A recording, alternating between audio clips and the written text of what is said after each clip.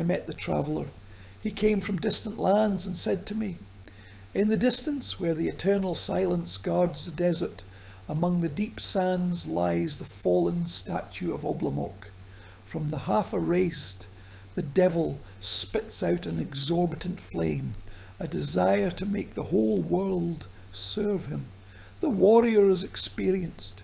He has invested in the soulless stone those passions that could live for centuries, and he kept the words of Oblamoc from the poem, 'I am Ozymandias. I am a mighty king of kings. Look at my great deeds. The rulers of all times, of all countries, of all seas. There's nothing around.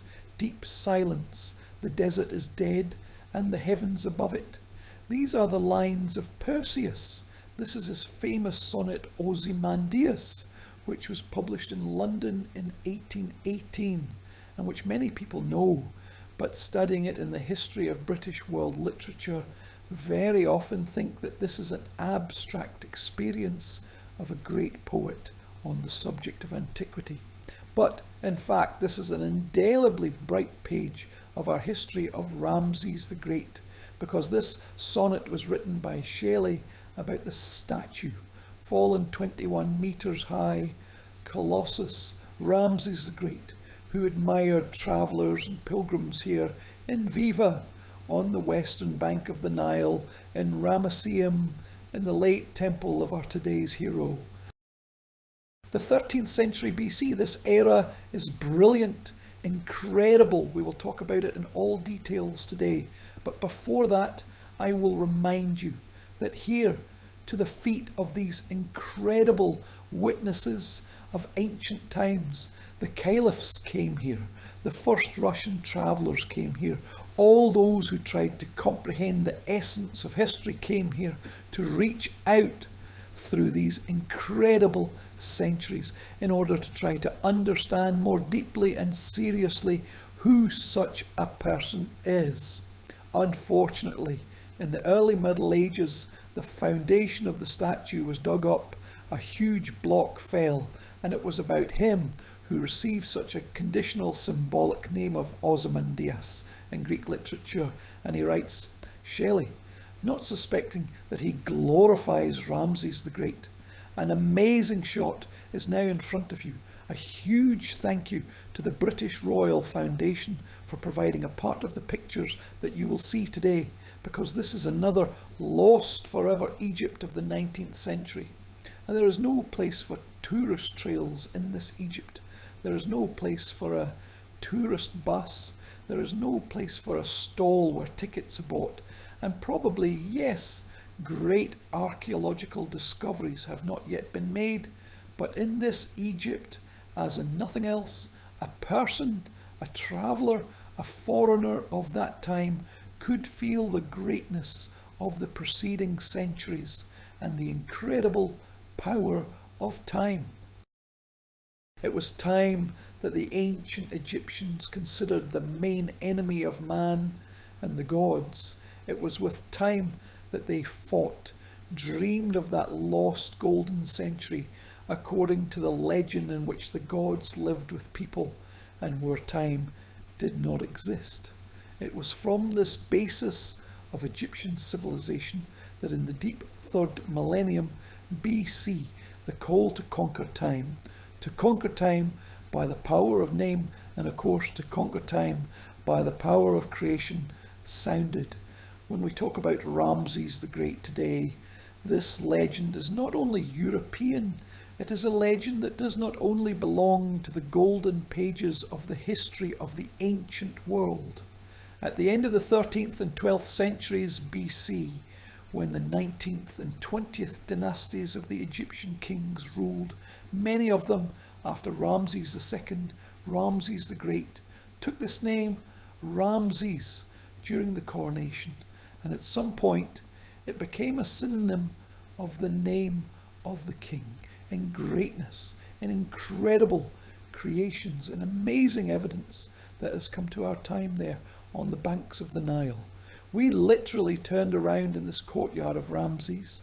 We turned our backs to the huge Colossus, and here, looking at these majestic ruins, I cannot help but say that not all of them related to this culture with piety, and the 19th century is a century of detective events when the consuls of the leading European countries fought for the best monuments found in ancient complexes, temples, tombs, left Egypt and ended up in Europe. Here in the turquoise frame you see a ruin. In the ruins there is this wreckage, a huge colossal statue, and once the upper part of this statue, Thor's, in ancient times attracted travellers falling during the earthquake, but Europe treated it differently. In 1798, scientists and soldiers who came to the valley of the Nile with Napoleon Bonaparte were the first to try to bring this upper part of the statue to Europe. They did not succeed, but others succeeded. In front of you is a magnificent engraving. It is a transportation to the statue, which, so ironically referring to the heroes of the Trojan War, was called the Young Memnon, and two portraits. On the left is Henry Soult, a famous British consul who collected several amazing collections, later added to the Museum of Europe. And the amazing man on the right is Giovanni Battista Belzoni, a man of incredible physical strength, circus performer, entrepreneur and theatre actor, a bright Italian from the south of the Apennines. He came to Cairo to impress the then Egyptian governor Muhammad Ali with his circus performances, and most importantly, to give him his own invention, the latest water pump. The European circus of Muhammad Ali was not impressed at all. He got used to other pleasures. The pump did not appeal to the Great Vizier because this pump could break the whole system of field management in the country. That's why his wife and a bunch of his children, he had a lot of children, got addicted to it, and he did not know how to feed his numerous offspring. As a result, he became fond of antiquity. He became, I can't say that he was only an adventurer. He was partly the first archaeologist too, but it was he who began to study the remote areas of the Nile Valley, and he became a supplier of antiquities for the largest consuls of that time. It was Giovanni Battista Belzoni who came up with such a basis on which, replacing the trunks of the phoenix palm, the bust of the great Ramses was pumped to the Nile. Well, the dates speak for themselves. In 1815, Belzoni took him to Cairo. In 1818, he was already in London, and in 1821, he was acquired by the British Museum for a huge sum. That's how the Young Memnon, as he was called at that time, was put in the gallery of the British Museum, and today the visitors of this wonderful collection looking at this incredible portrait, the work is absolutely fantastic. They do not hide their feelings. By the way, the hole in the right part of his chest is evidence of how the French tried to move him to Paris. These are already traces of European work. The monument is made of granite, but there's an incredible evidence of the talent of the Egyptian master. Such a fragment of stone was chosen for the Colossus that in grey granite was found a drop of pink, and the pink granite falls on the face, and the rest of the statue is grey. I will show you later on the colour pictures the lower part of this Colossus. And then here is this incredible allegory of the King of the Sun, the King whose face is sparkling, the King of greatness, whose ancestors will be glorified. It is, of course, demonstrated through sculptural skill. It is absolutely incredible. There are more than 6,000 statues of the great princess, and there are both small images and giant colossi more than 20 metres long, evidence of written sources, a huge number. And this allows us today, as I hope we will see, to look very personally at this epoch, to read fragments of private correspondence, to talk about peace and war, and to see people, human feelings, behind the royal statues, carvings and colonnades of the Luxor temple, where it's possible, despite centuries and millennia, the time that separates us today is absolutely incredible for human perception. The 13th century BC, the reign of Tsar Seti I, the famous Amarna epoch, the epoch of religious reforms of Tsar Akhenaton, his wife Nefertiti, which everyone knows well, and their successors. The struggle of Tsar Akhenaton for the right to declare himself a living god, for the fact that he is the only mediator between the world of the earthly and the heavenly, on the one hand, just shaken the foundations of the Egyptian culture, on the other hand, cancelled for several decades the traditional canon of Egyptian art, allowing at some point to create absolutely amazing masterpieces. As a result, when the dynasties change and the military come to power, among them Seti I, Egypt is overwhelmed with a desire to restore its traditional culture. To return this absolutely incredible, very characteristic for the Nile Valley, the feeling of closeness to the gods, the feeling that the gods reside in the world among people. As a result, Seti I is not only a successful administrator, a brilliant military, but also an incredible builder. In front of you is one of the colonnades, his tomb at the temple in Abydos. This is a great legend. This is not only a temple that has been amazingly preserved, but also a temple that embodied a dream of a mysterious and secret god. It was dedicated to Osiris and accordingly to immortality and overcoming of all obstacles that divide the earthly world and the heavenly world. In November, when the sacred month of Osiris came in the Egyptian calendar, the sun and the sunbeams penetrated the light hatches inside the temple, and you can see the hands of the sun god which pierce the space of this secret, mysterious secret immersed in the darkness of the temple, which spoke of immortality. But not only incredible architecture and secrets of eternal life, but also fantastic works of art. Almost every square centimetre of the temple of Seti in Abydos is covered with such reliefs, voluminous. Some of them are preserved, like this one, which is now in front of you, a genuine polychrome paint of its time.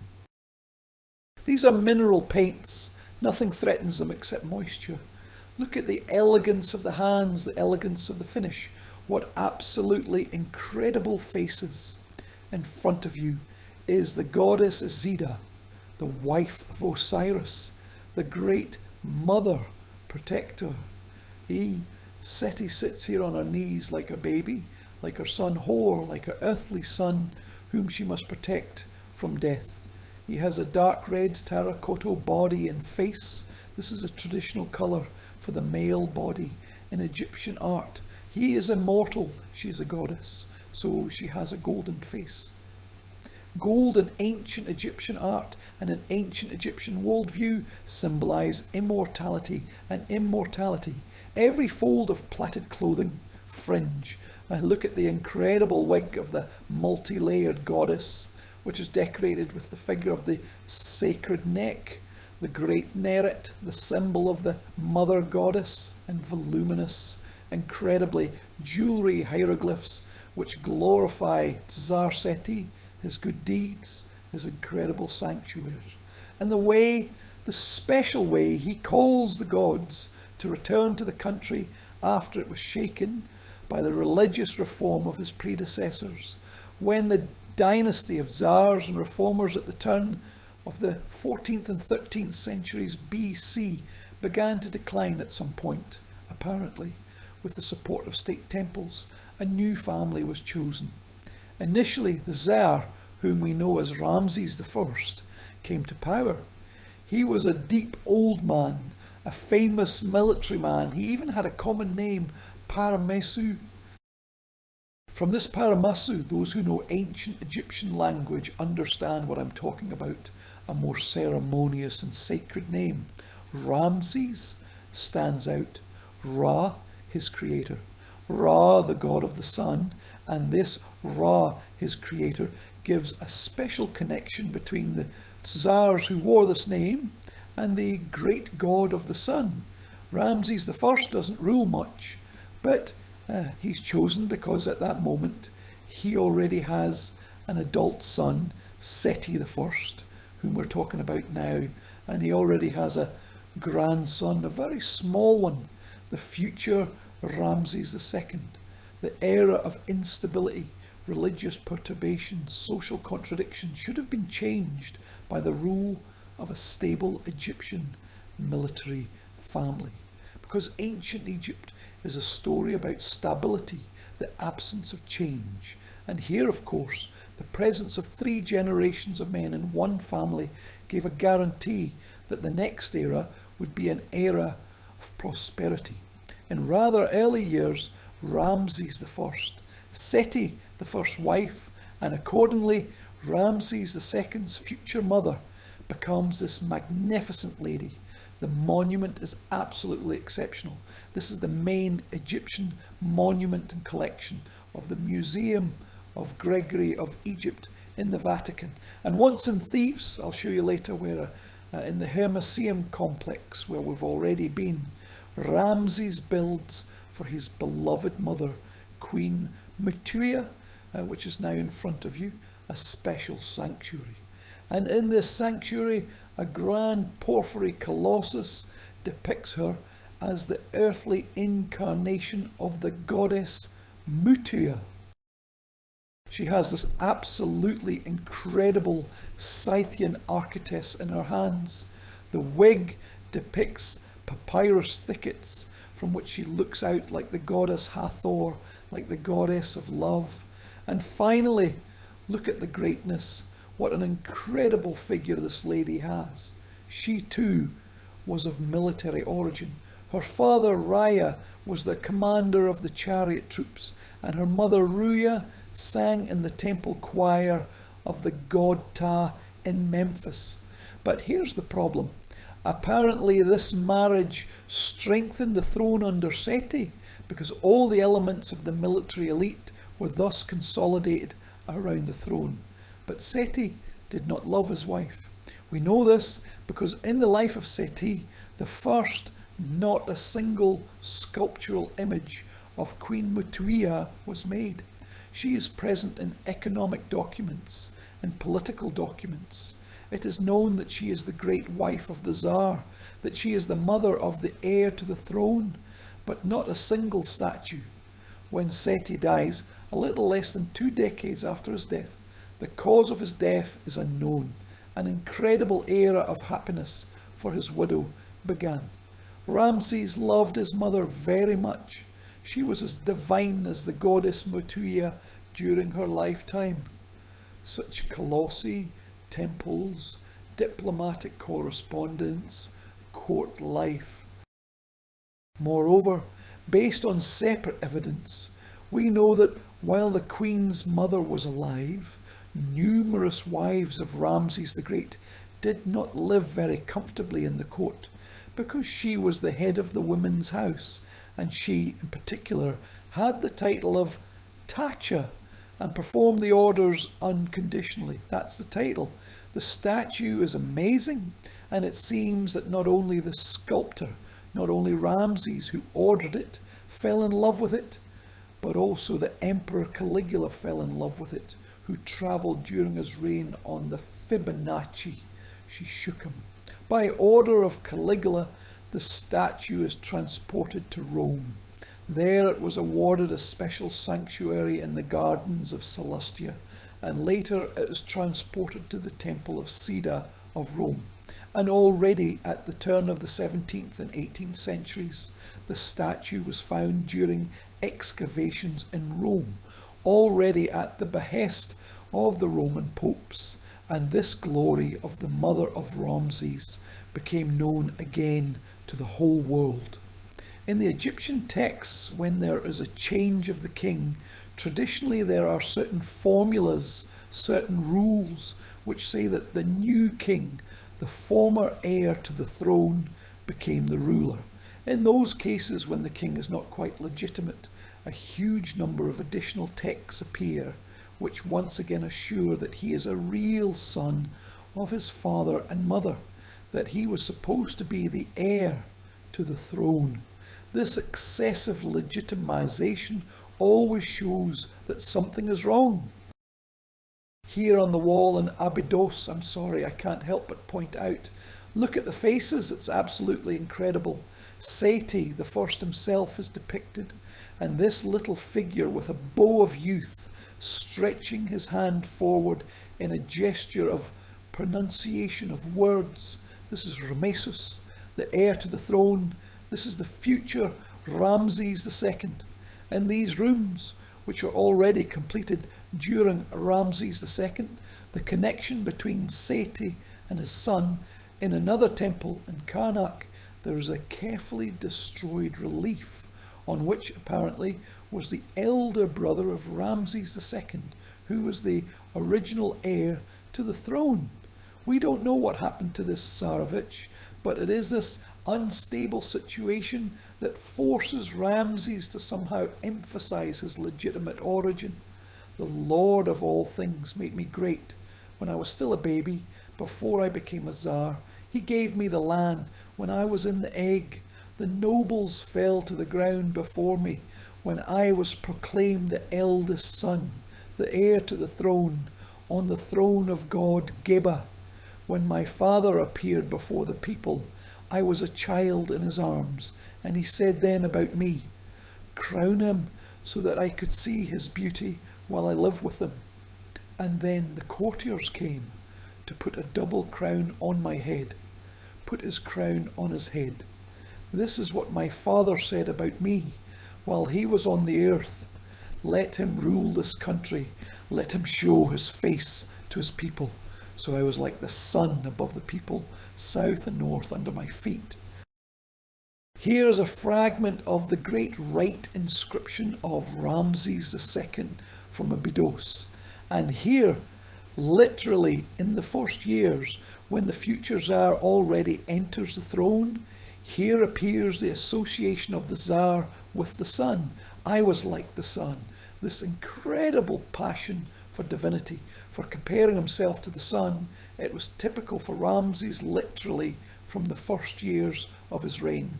But not only this, I want to show you, looking at the walls of the temple of Abydos. Here in the southern wing of the temple of Seti I, which was completed before Ramses II, such an amazing tablet was made. This is the famous Abydos royal list, 67 names of Tsars and glorious rulers, starting from the Tsar Menes, according to the legend of the first Tsar, who united Upper and Lower Egypt at the turn of the 31st to 31st century BC, and up to the reign of Seti I. This is one of the most important sources for understanding the chronology of ancient Egyptian history. This is how these names of various Tsars look like. They are carved on the wall of the temple. Among these names, 67 is very little for the Egyptian history that passed before the reign of Seti I. There was no place for the Tsar's one-day women, nor for the pharaohs' women who repeatedly seized the throne, nor for the Tsar's religious reformers. There was only a place for good, righteous Tsars, as the Egyptian Temple of Egypt want to represent them. And if we look at this line with the Tsars' names, then on the left side of the red line, Nebmatra is the name of Menhotep III, which you all remember from the St. Petersburg Sphinx and his portrait, his statue from Brooklyn on the left. On the right, the name of Djoser Hephaestus. This is Penra. This is the throne name of Tsar Koronhiba, his statue from Vienna, the fragment you see on the right. These are the main features. Akhenaten, a religious reformer of the 14th century BC. His successor Neferuaton, who is often represented by Queen Nefertiti, who after her husband's death for about 2.5 years seized the throne. Tutankhamun, which you all remember from the treasure of the Golden Tomb, and his successor Ege, a regent during the reign of Tutankhamun and once the father of Queen Nefertiti. These 4 portraits are about 32 years old, erased from the history of Egypt, not included in the official chronology, and cursed by subsequent generations to such an extent that their capital, the famous city of Akhetaten, was re-enlightened in the first precept as a new pure virgin land. Everything that could be destroyed was destroyed. Therefore, the Obidian royal list and any official history in general assumes that there are some gaps here which, for reasons of one or another ideological dependence, were removed from the face of the events. In the same way, this amazing text, which I read to you about the golden egg of Karakt, about such an incredible initial power, this concept was reflected in early monuments of the era of Ramses II, an amazing, very small stele that is kept in Louvre. The princess is a baby. Look at her gorgeous young curls. Such curls were worn by Egyptian boys up to 5 years old. Then the curls were shaved off. The boy was given his first hip bandage and he went to school or worked with his father on the field. It has a golden diadem. This gesture, the finger near the mouth, is also an indicator of infancy. But it's not just a baby. Yes, it is clear that the king of Upper and Lower Egypt, the ruler of both lands, the throne name of Sir Moatris, is Pen-Ra. Ra is strong, true, chosen for Ra.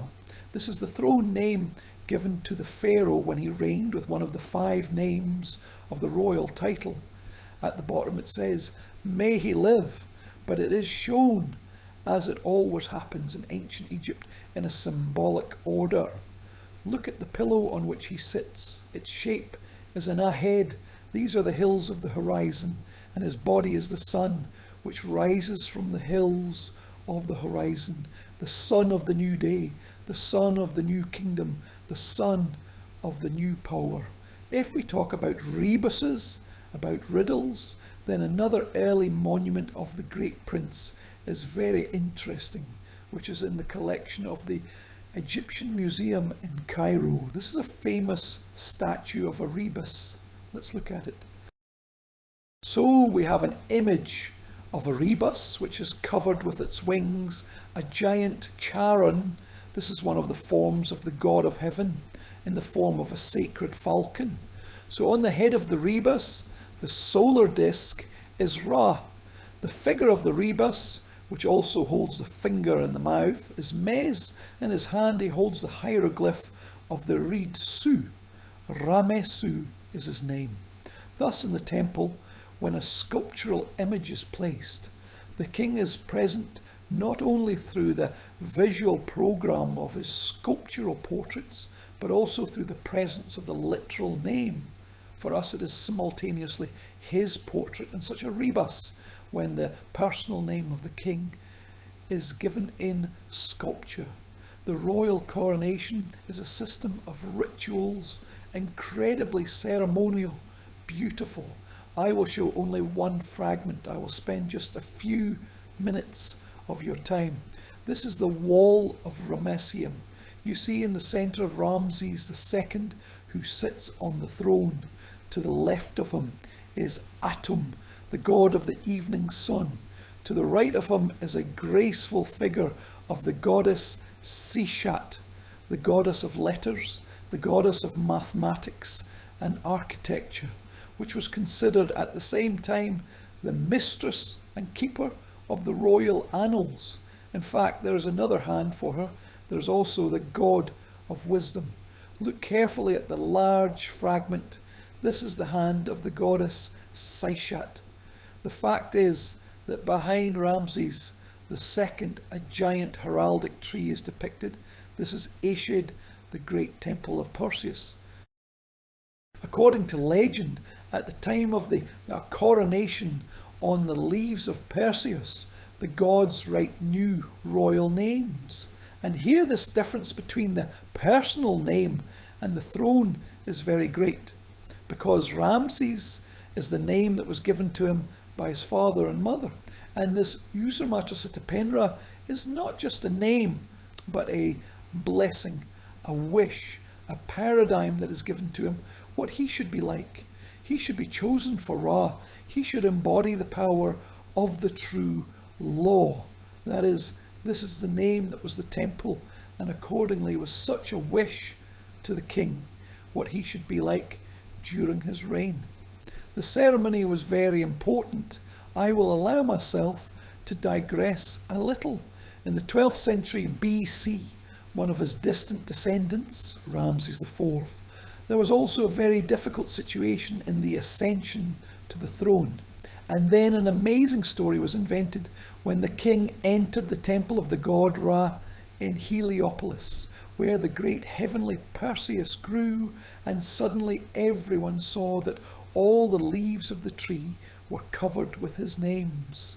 Well, it's hard to imagine how hard those who drew the king's names on the tree worked at night, but nevertheless, this additional legitimization through such a beautiful ritual was very important. In the Cairo Museum, this image is kept very unusual. Ramses crawls and holds a box in front of him. This box usually contained the king's names, and if you look very carefully at the statue, you will see leaves on the pedestal. He crawls along the branch, the sacred Perseus, up to heaven, to the gods, giving them his personal name in order to get the right to reign.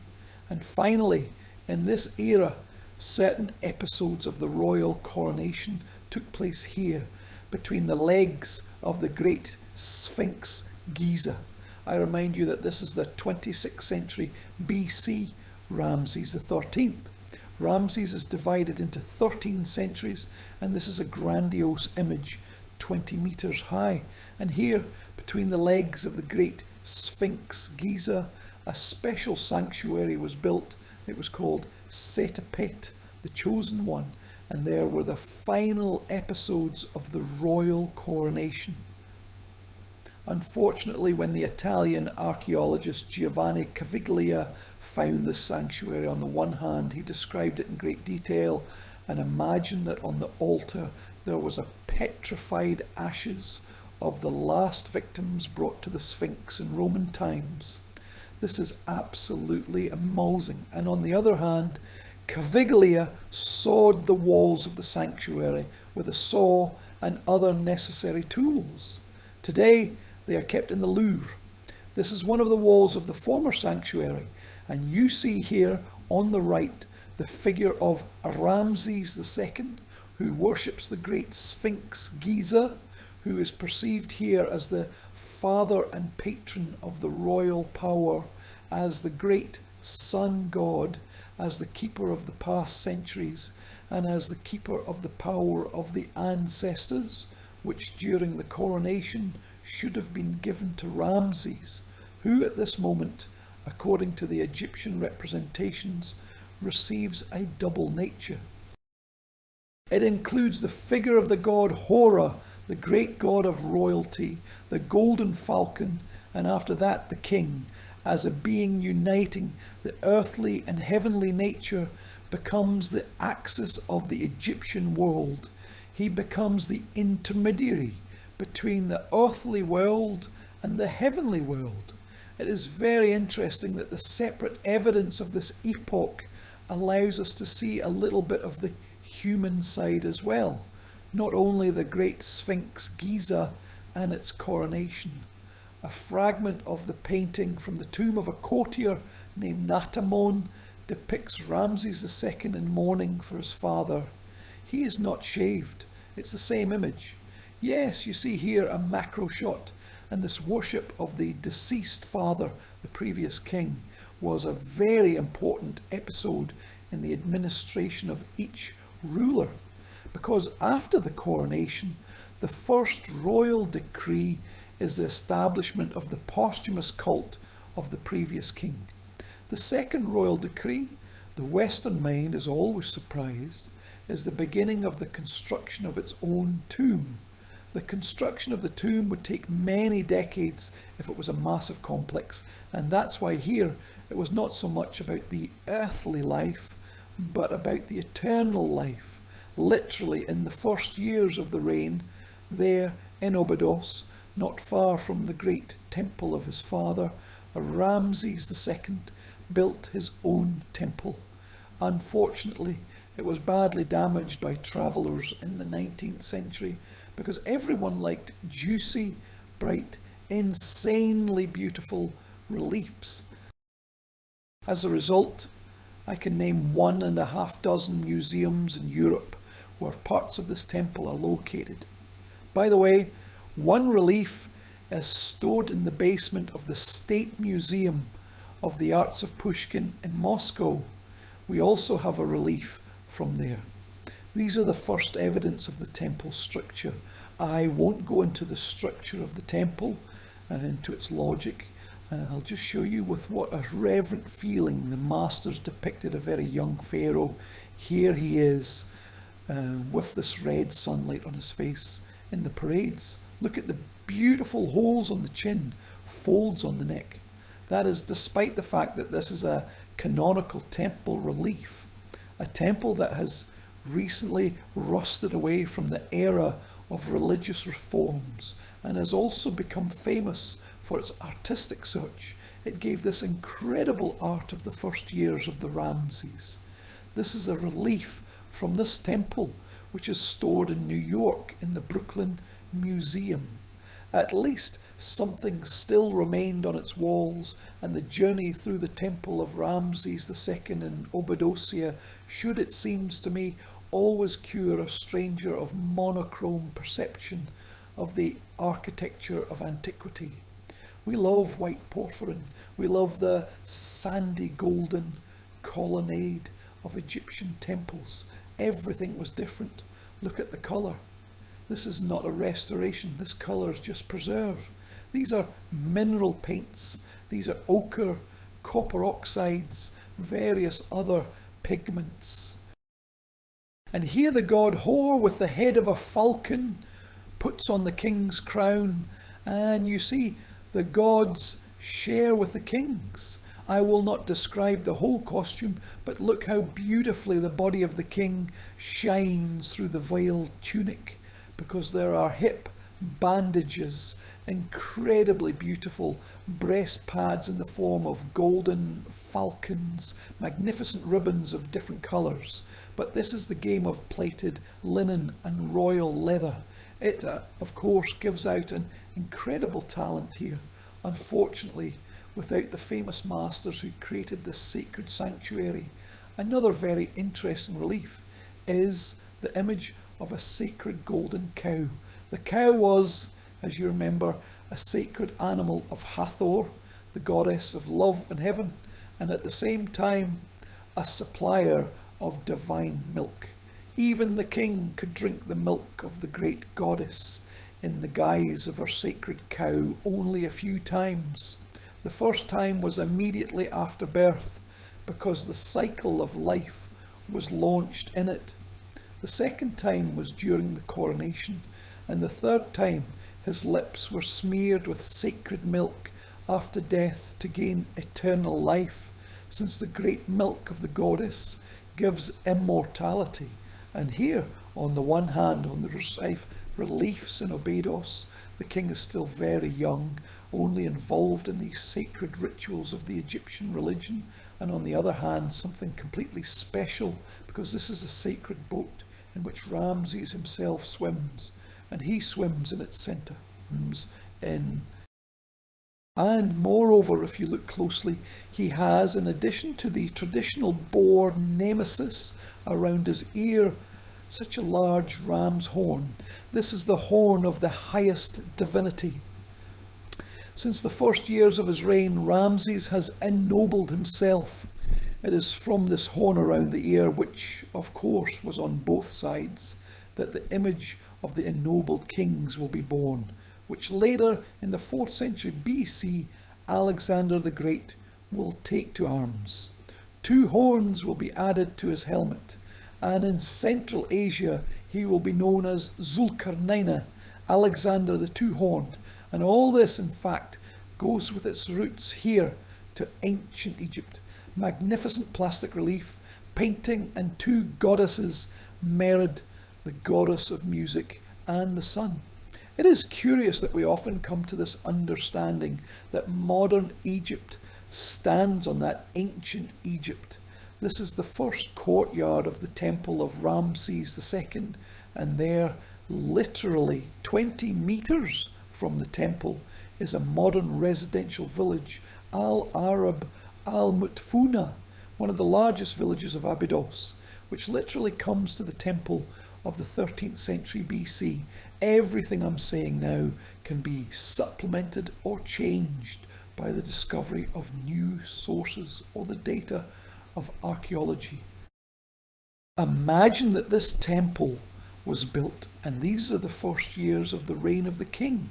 Of course, not only mourning holidays, literally at the beginning of this year, what you see in front of you now are huge beer suppliers, because a huge palace brewery, together with a palace complex, small, symbolic, was found a year and a half ago, right from the southern part of the temple of Ramses II in Abydos.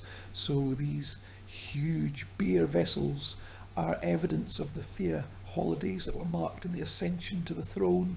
Another relief, look at the gifts. There's bread and the heads of bulls and goats and meat and pomegranates and bull cultures, and the very young Ramses himself sacrifices to God. This is his finest profile from this relief. He sacrifices to God what becomes a gift of the king, becomes his prayer, material embodiment of his prayer, with a request for the gift of the well-being of the Egyptian land and the Egyptian people. Even before the reign, next to Ramses, appears a dream of amazing woman.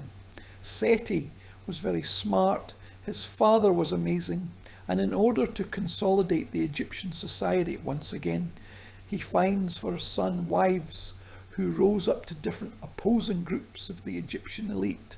But of course, I don't want to talk about the elite group when you look at this incredible image. This is the first one, the great royal wife, the king's favourite, Nefertari. Her name is translated as the most beautiful. This is the first of the 2 wives. And now look how interesting it is. 2 wives, Nefertari and Setnefret, the second wife, simultaneously become the great royal wives.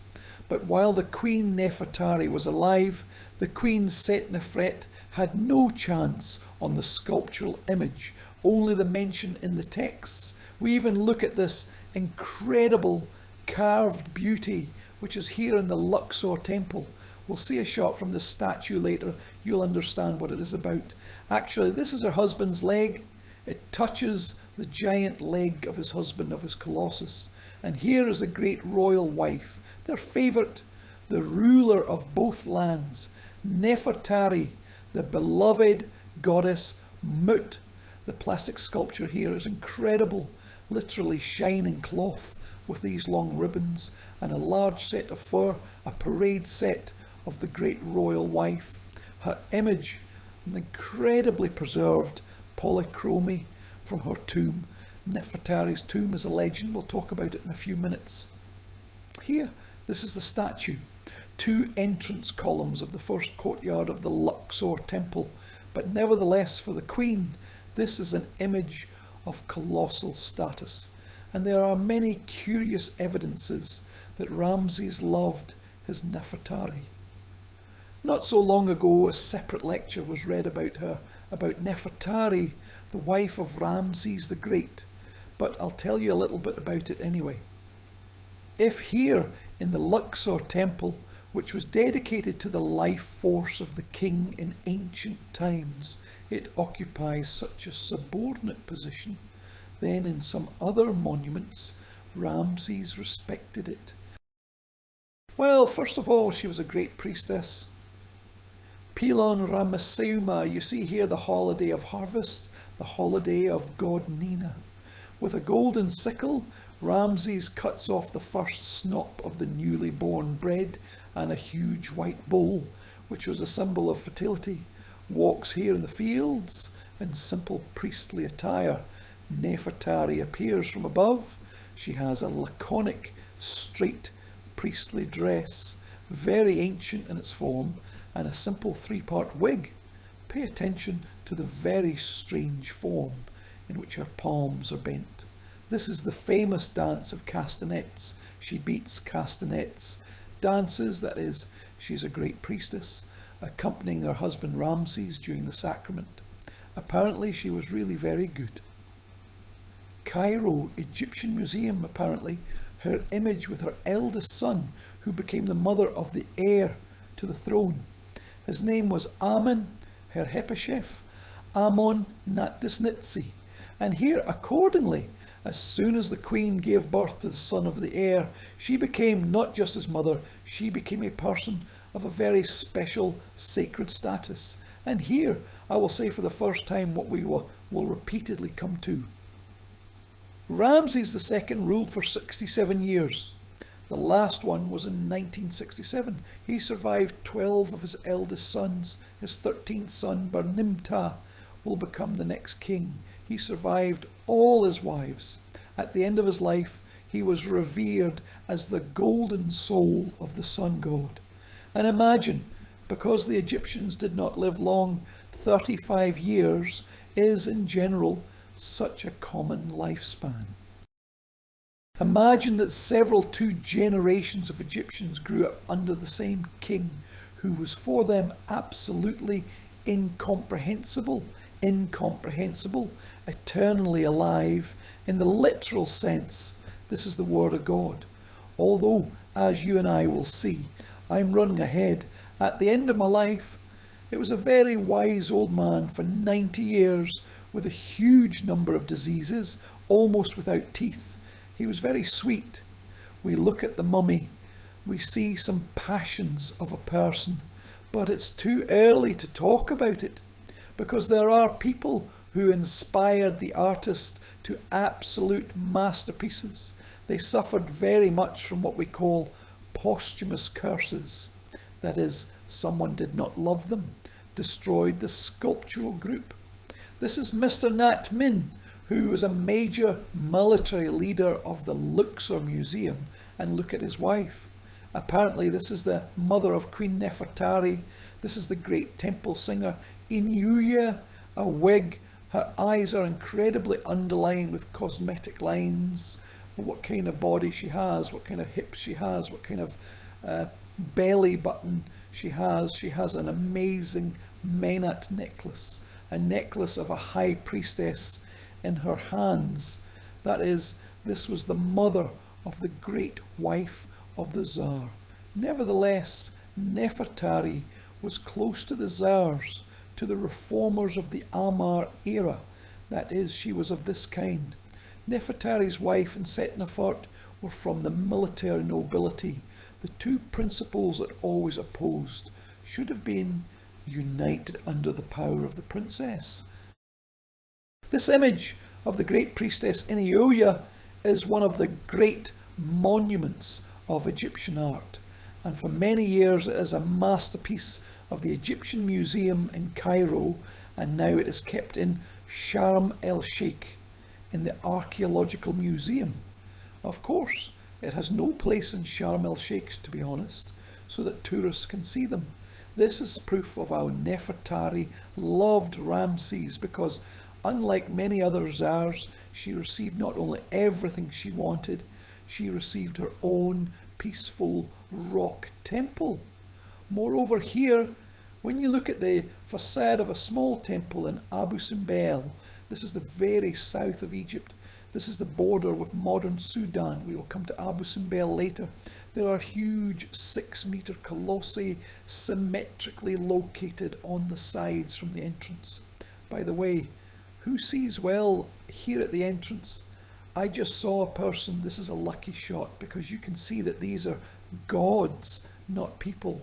And here in the centre is Nefertari herself, and she's higher than Ramses. This is simply impossible.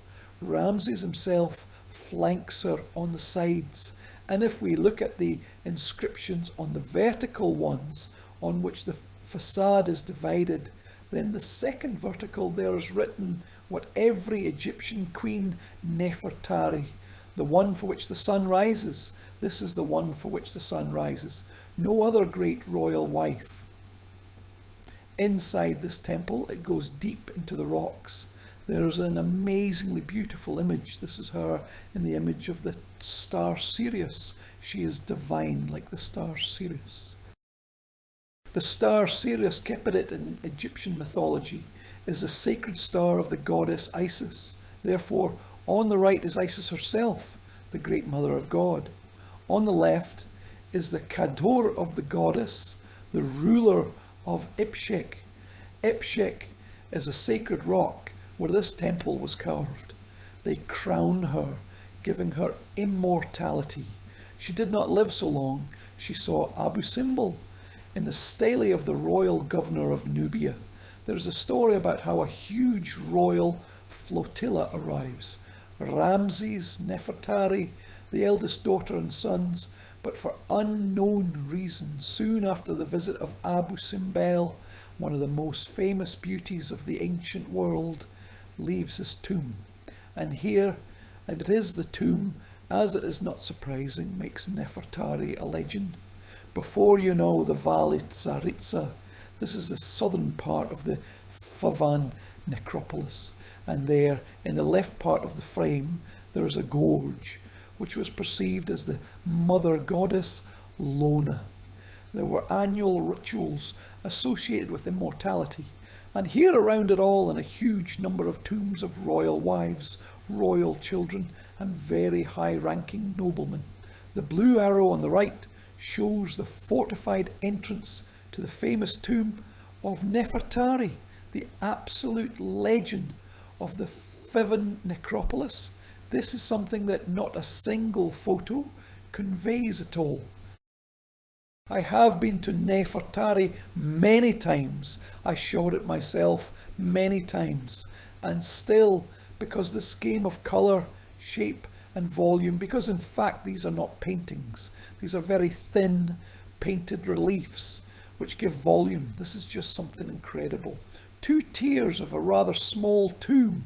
The upper tier is associated with Duat, with a head. A head is a horizon, a place of transition from earthly life to eternal life. And the lower part is exactly Duat. This is the tomb world, where the Queen Nefertari must be justified in the court of Osiris, and then come out in broad daylight as a great enlightened spirit. What you see now is a great classic of Egyptian art. I think it is present in all major albums. This is the goddess Asida with a hat horn, which leads Nefertari to the sun god, the god Hipri. Here is his hand and leg. Pay attention to the shade of her skin, the colour of the morning dawn, such a pink, vital, beautiful. The goddess has a golden flesh. Nefertari is mortal, who craves immortality, and Asida is an immortal goddess who can grant this victory over death and the infinite existence of her daughter. I can't help showing you a few shots from Nefertari, because this is one of the legends about Herodotus. Here's a fragment of the first tier, illustrating the 17th verse of the famous Book of the Dead.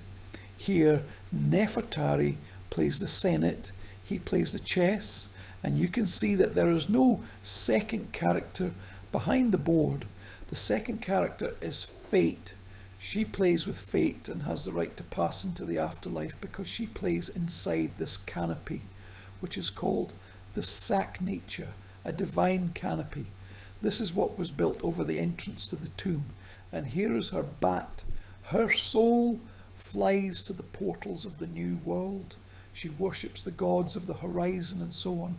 Everything below is a huge text with a lot of theological explanations. This is a very complex theology. It is about death and victory over death. One of the rooms of the upper tier. Just on the left is the god Hipra, the god of the morning sun with the head of a ship. To him, Aisida led Nefertari. Here, on the other side, is the sun god Rakara and the goddess of the west, the great defender of all the dead in the inner chamber. On the left is Osiris with a face of green, because green is the colour of eternal life, the face of Demiurge, the creator of divinity, a fragment of the staircase that goes from the upper tier to the lower tier. And here Nefertari begins to bring gifts to the gods and goddesses. And here you can clearly see that this is a relief. And of course, when you are there in person, and all this is actually miniature, and indeed the first time you look, maybe you don't even believe this incredibly preserved polychromy. The Italian archaeologist Ernesto Schiaparelli found this tomb untouched from the point of view of relief painting. Of course, the contents were plundered in antiquity. Everything that remained from the burial, pieces of sarcophagus, vessels with offerings, several golden items, and the knees of Queen Nefertari, everything that remained in her mind, Schiaparelli transfers to Turin, to the Egyptian Museum, there in the special hall of Nefertari. You can look at the latest evidence of the existence of the famous beauty. These are the pillars of the lower hall, the burial hall. Here is Osiris, the priestess of the late cult. The pillars of Jed. These are the coloured pillars of the sky. And look what an incredible beauty.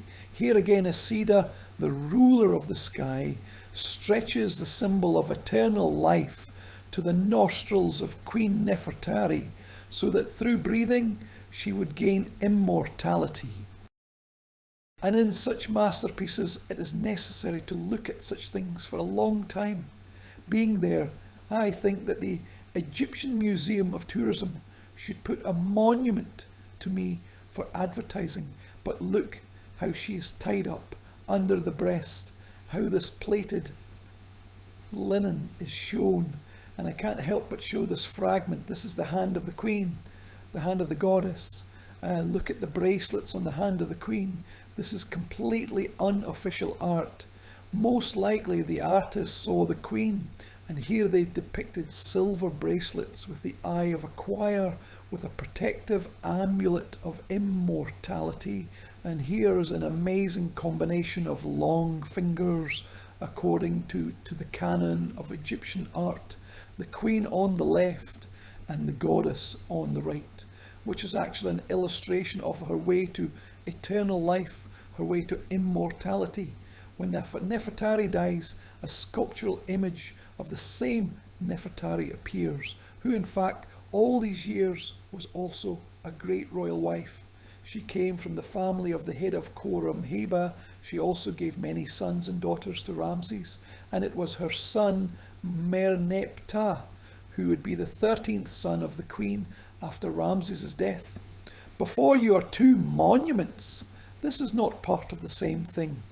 These are two different monuments from the Royal Museum of Art History in Brussels.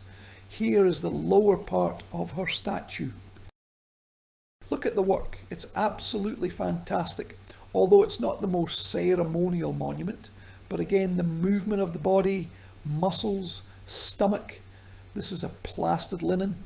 And as you understand, these two fragments in the lower right part of the frame, there is also her son depicted below, the famous Prince Kaimuas, which I will tell you a little bit about soon, who was also a very worthy son. He loved his mother very much, and when she was granted permission, he began to depict her as the high priestess of the god Ptah. He took a huge position in the various corners of Egypt so that her name would live forever. 59 officially recognized wives, 111 sons, and countless daughters. Each Egyptian king had the right to a large enough woman's house. This woman's house never resembled an Ottoman harem. There was no harem. Each queen had her own palace, but nevertheless they were all a single economic structure, headed by the king's mother, the great royal mother, who distributed to whom, pardon me, to give buns to whom not, who behaved as himself. The sons and daughters of Ramses are Armenians, and honestly this story is unprecedented for Egypt, because, yes, this never happened to anyone. He loved women very much, and loved his family very much.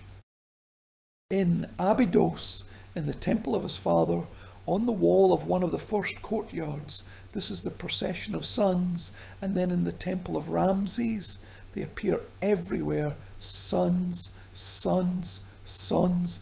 They are all signed by names. That is, these are all specific people. This is not just some beautiful decor. Accordingly, daughters will be depicted in the same way. I'll show you in a minute. But there are very interesting stories that break our idea that the son is royal. Well, you are the first royal son, or the 26th. Well, the 40th, there will be another official position. But if you are the 100th royal son, you are not in danger of anything. And on the one hand, you are the son of Ramses the Great, but on the other hand, there is no place for you. We have an amazing story. He realized that he had to do something, and he went to Phoenicia, that is the territory of modern Lebanon, the great Phoenicia, a trading power that connected the entire ancient Middle East with its networks. And there he is, the royal son, the son of Pharaoh, and he immediately marries the daughter of a very rich merchant and becomes the captain of the Phoenician trading fleet. The guy was very well oriented because he came as a noble but poor man. His wife gave him wealth, and then he realized himself very successfully. Although, of course, the Phoenician merchant is a very dubious time, but the man found himself, here as I promised you a little about the sons. Among all the sons of Ramses, this man, he takes a very special place. This is Hymos. This is the son of Ramses and the queen of Setnefort, his magnificent sandy bust from the collection of the Egyptian Museum in Berlin. What he has on his head, this wig with a bow, is the headdress of the high priest of the god Ptah in Memphis. Let me remind you that Memphis is one of the oldest Egyptian capitals. Ptah is the patron saint of art and crafts, one of the forms of demiurge in the Egyptian worldview. And this man is quite rightly sometimes called by Egyptologists the first Egyptologist in history, because he was incredibly involved in the past of his country. And then he hides the destroyed tombs and statues that were separated from him for millennia, puts them in the courtyards of the temple of Ptah so that the names of these dead were pronounced. He restores the royal pyramids. You will now see the pyramid of Unos. This is the king of the 25th century BC. Now it has again turned into the necropolis of Saqqara, 30 kilometers to the south of Cairo, again into the hill. But when it is in such a state, it is found in Hymos. He orders to completely restore the structure, and from one of its sides in the upper frame there are fragments of the royal inscription. He tells how on behalf of his king he restored the tomb of the king who lived before. And this is the attraction of history. This is an attempt to find the secret, an attempt to penetrate the past centuries. It gave its incredible result because in the first millennium, BC, amazing literary texts and sayings about Satni dedicated to the history of the prince, who was a sorcerer, a sorcerer, a sorcerer who penetrated into the world of gods, who went alive and returned from the underworld, who knew the secret word of God. And this Satni Hamuas, as the name is given in the first millennium BC, it ascends to the Egyptian Setim. Setim is the high priest of the late cult Setim Hamuas, and this is actually a story about a particular person. I have a big lecture on the channel about the fairy tales of ancient Egypt, because this amazing block of Hamuas sayings has not yet been translated into Russian. And in the second part of the lecture, if you are interested, there is a detailed story about how Hamuas interacts with the secret world of others and what came of it. He, as the high priest of the god Ptah, was buried in Serapeum, in the famous complex of sacred bulls of Ptah in Saqqara. At the end of the 19th century, the great French archaeologist Gustave Mariette finds his burial, and this is one of the incredible masterpieces of Hamua's burial. This is the soul of the pre-eternal god, no more, no less. This is a menin with a sheep's head, which lay on the chest of the mummy of the great royal son, who was one of the brightest intellectuals of the 13th century BC Paris, the Louvre. On the other hand, the daughters. There were a lot of them, and all of them were incredible. By the way, here they are not just walking around inhaling the scent of sacred flowers with sisters, with ritual rags, with priests' vests. Here the names are written. This, for example, is Bucket Mood, the one who serves the goddess Mood, and this is a very beautiful name. Renee Pet Nefret, when she was born, a beautiful name for a girl. Ramses loved daughters, and among the stories related to his daughters, they are truly incredible stories. This is one of the eldest daughters, who was born to him by Nefertari. This is the famous Maritamon in 1981 in the distant town of Akhmim in Upper Egypt. Maritamon built a post office and accidentally, while digging the foundation, finds a fragment of a giant statue of the Queen. In general, they wanted to fill everything with concrete and build a post office because no one wanted the land to be nationalised. A boy passed by, his older brother who was an inspector. He managed to tell it at home. And this is how the Egyptian outstanding archaeologist Yahya al-Masri found the colossal Queen Maritamon. Once there was an entrance to a giant temple of Mina. The temple has not been excavated yet. The modern town of Akhmim and the Muslim cemetery are still on top of it.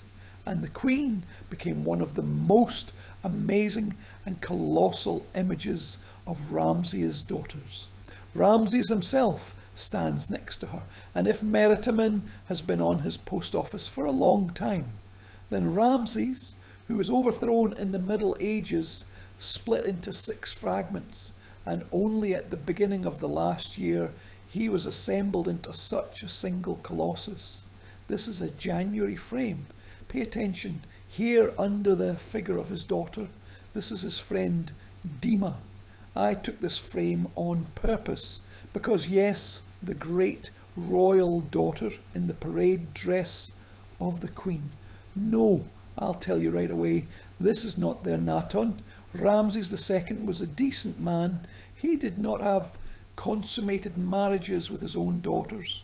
But when the queens began to die, at some point he appointed his older daughters as great priests in the temples, because the function of the great priest also included the enchantment of the deity with his appearance, the ability to play musical instruments. And here on the pillar of support, the statue of Maritamon Believe me, there is a big inscription. There is a beautiful song in front of the choir, the perfect flattery in front of the goddess Mut, the one that plays with her fingers, touching the strings of the harp. There are such canonical formulas among different idioms in relation to different royal women. Sweet love, great mercy with praises and so on. But such inscriptions are authors' inscriptions. And on other monuments of Marathon, there is a voice indication everywhere. Apparently she sang amazingly well, and it was very much appreciated in the court. Of the monuments associated with her, I can't help but show, well, first of all, take a closer look. Look how beautiful it is. Absolutely incredible thing. If you are in Egypt, Amem is far and difficult, but spend some time, go to Ahmem. It is worth this visit. Not to mention other monuments that are in this province of Suhag. She has a scepter of Hittites in her hands, a scepter of the highest power of the queen in the form of an elongated calyx. Look what a borscht out of two stylized falcon feathers, which symbolize the hills of the horizon, which symbolize the sun. Once upon a time there was a sacred snake, Uri, and many Uris form this crown modius, which says that it can command the angry powers of the mother goddess, pacify them, and bring well-being into the world. Another one of her images is a famous monument of the Cairo Museum, which unfortunately went to the Archaeological Museum in Hurghada. There's a lot of interesting things here. Well, first of all, look at her face. Despite her lost nose, she is still incredibly beautiful. Look at her outfit. Again, a sacred scepter. It is depicted in a dress, and through the dress, golden flowers of water lilies are illuminated, which are glued to the chest. But the most amazing thing here is that the Egyptian artist shows some things not only visually, but also symbolically. All her scepter symbolizes the sun discs. It is absolutely incredible. It was found in Ramesseum, in one of the sanctuaries dedicated to the ladies of the Ramses family, in the same sanctuary where the well of the queen Mutui, who fell in love with Caligula, which you already remember, another daughter. If Meritamon is the eldest daughter of Ramses and Nefertari, then Bentenad is the eldest daughter of Ramses and Nefertari. At this time, Egypt is very open to cultural and political contacts with the Seraphim, and in Egypt, the cults of the Syrian gods and goddesses appear. Baal, the great god of threat, Ashtaret, the goddess of love and war at the same time, the great Phoenician goddess. Her younger sister Anad, this is not very correct, but you will understand this is something like the Phoenician Artemis. This is such a young hunter. And Bentenad is the name of the royal daughter, literally the daughter of the goddess Anad. This is a Phoenician name. How much these cross-cultural moments have already reached the royal house. In Karnak, in the first yard, there is a giant colossus of Ramses. When you get to Karnak, all the guides will tell you that the statue was usurped by the Enagima. This is not true. The statue was usurped by the Enagima. This is Ramses, and at his feet there is this amazingly beautiful, considering that this is granite, the image of the Queen Bentenad, also like a Meritamon, like her sister. She is depicted as a queen as she leads the service in the temple. In this state, the tombs of the daughters of Ramses were found. All this is the Valley of the Queen. The fact is that the Valley of the Queen, unlike other parts of the Phoenician necropolis, it was closer to the ravaged zone, and in the era of early Christianity, the monks literally burned the facade, they burned the limestone, they made cells there. In the Valley of the Queen, there was a kind of a monastery, a tomb, and here you see how destroyed those images that were here once. For a second, remember Nefertari? Miraculously, Nefertari was not found. Nefertari was already buried then. Otherwise, she would have been waiting for this fate. In this case, this is the tomb of Queen Nineveh, one of the most important daughters of Ramses. There were also a lot of sons, and for them in the Valley of the Kings, still in the Valley of the Kings, the sons made a giant tomb, the largest tomb of this necropolis. Here you see in the turquoise square just the chambers and the central hall with the large figure of the god Osiris, which comes from the niche of the New World. It was excavated many times in there. Yes, indeed, the burial of men of different ages. That is, Ramses provided their tombs. They did not have to make a tomb for themselves. When the life path of one of them ended, who again did not become a king, then not always even mummies, more often such skeletons, because here probably the mummification was not enough. But nevertheless, such a huge mausoleum of the sons of Ramses in the Valley of the Kings. Literally from the first years of his reign, Ramses begins military actions. His name has just been called by his father, who was a successful warrior who captured Carthage. Carthage is a city on the Aron River. It is central Syria. It is very far from Egypt. And accordingly, the entire territory from Egypt to Carthage, it was subordinated to the Egyptian king and gave him a huge fortune. Accordingly, as soon as, this is traditional, as soon as the king dies, and this becomes known, all the cities of the state of Syrophoenicia begin to be cut off, and they need to be recaptured because they do not want to pay tribute. As a result, literally in the first years of his reign, Ramses sets out on a large northern campaign. This is the valley of the Aron River. This is Syria. This is the evil city of Kadesh, a huge city, very rich, fortified on a rock, which around itself held a cohort of those city-states, which quickly decided not to submit to the Egyptian king. At this time, the political situation is very difficult because the main enemy of Egypt is the great kingdom of Hattia, or the Hittite kingdom. This is the modern territory of southern Turkey, which on the one hand has Egypt at the bottom, and on the other hand the Hittite Empire is great, omnipotent, powerful, and therefore the generation of Hittite kings who were very successful. We somehow know little about the Hittite kingdom, managed to balance in this world, and in general from the point of view of military capabilities, weapons, they quite competed with the Egyptian troops. And when Ramses went to Kadesh, he was a young, inexperienced commander. He stretched the whole army along the narrow road. The army consisted of 4 regiments, Ra, Ammon, Ptah and Seth, plus an additional garrison was transported along the coast of the Mediterranean Sea by boating in case of emergency to be sent to the army.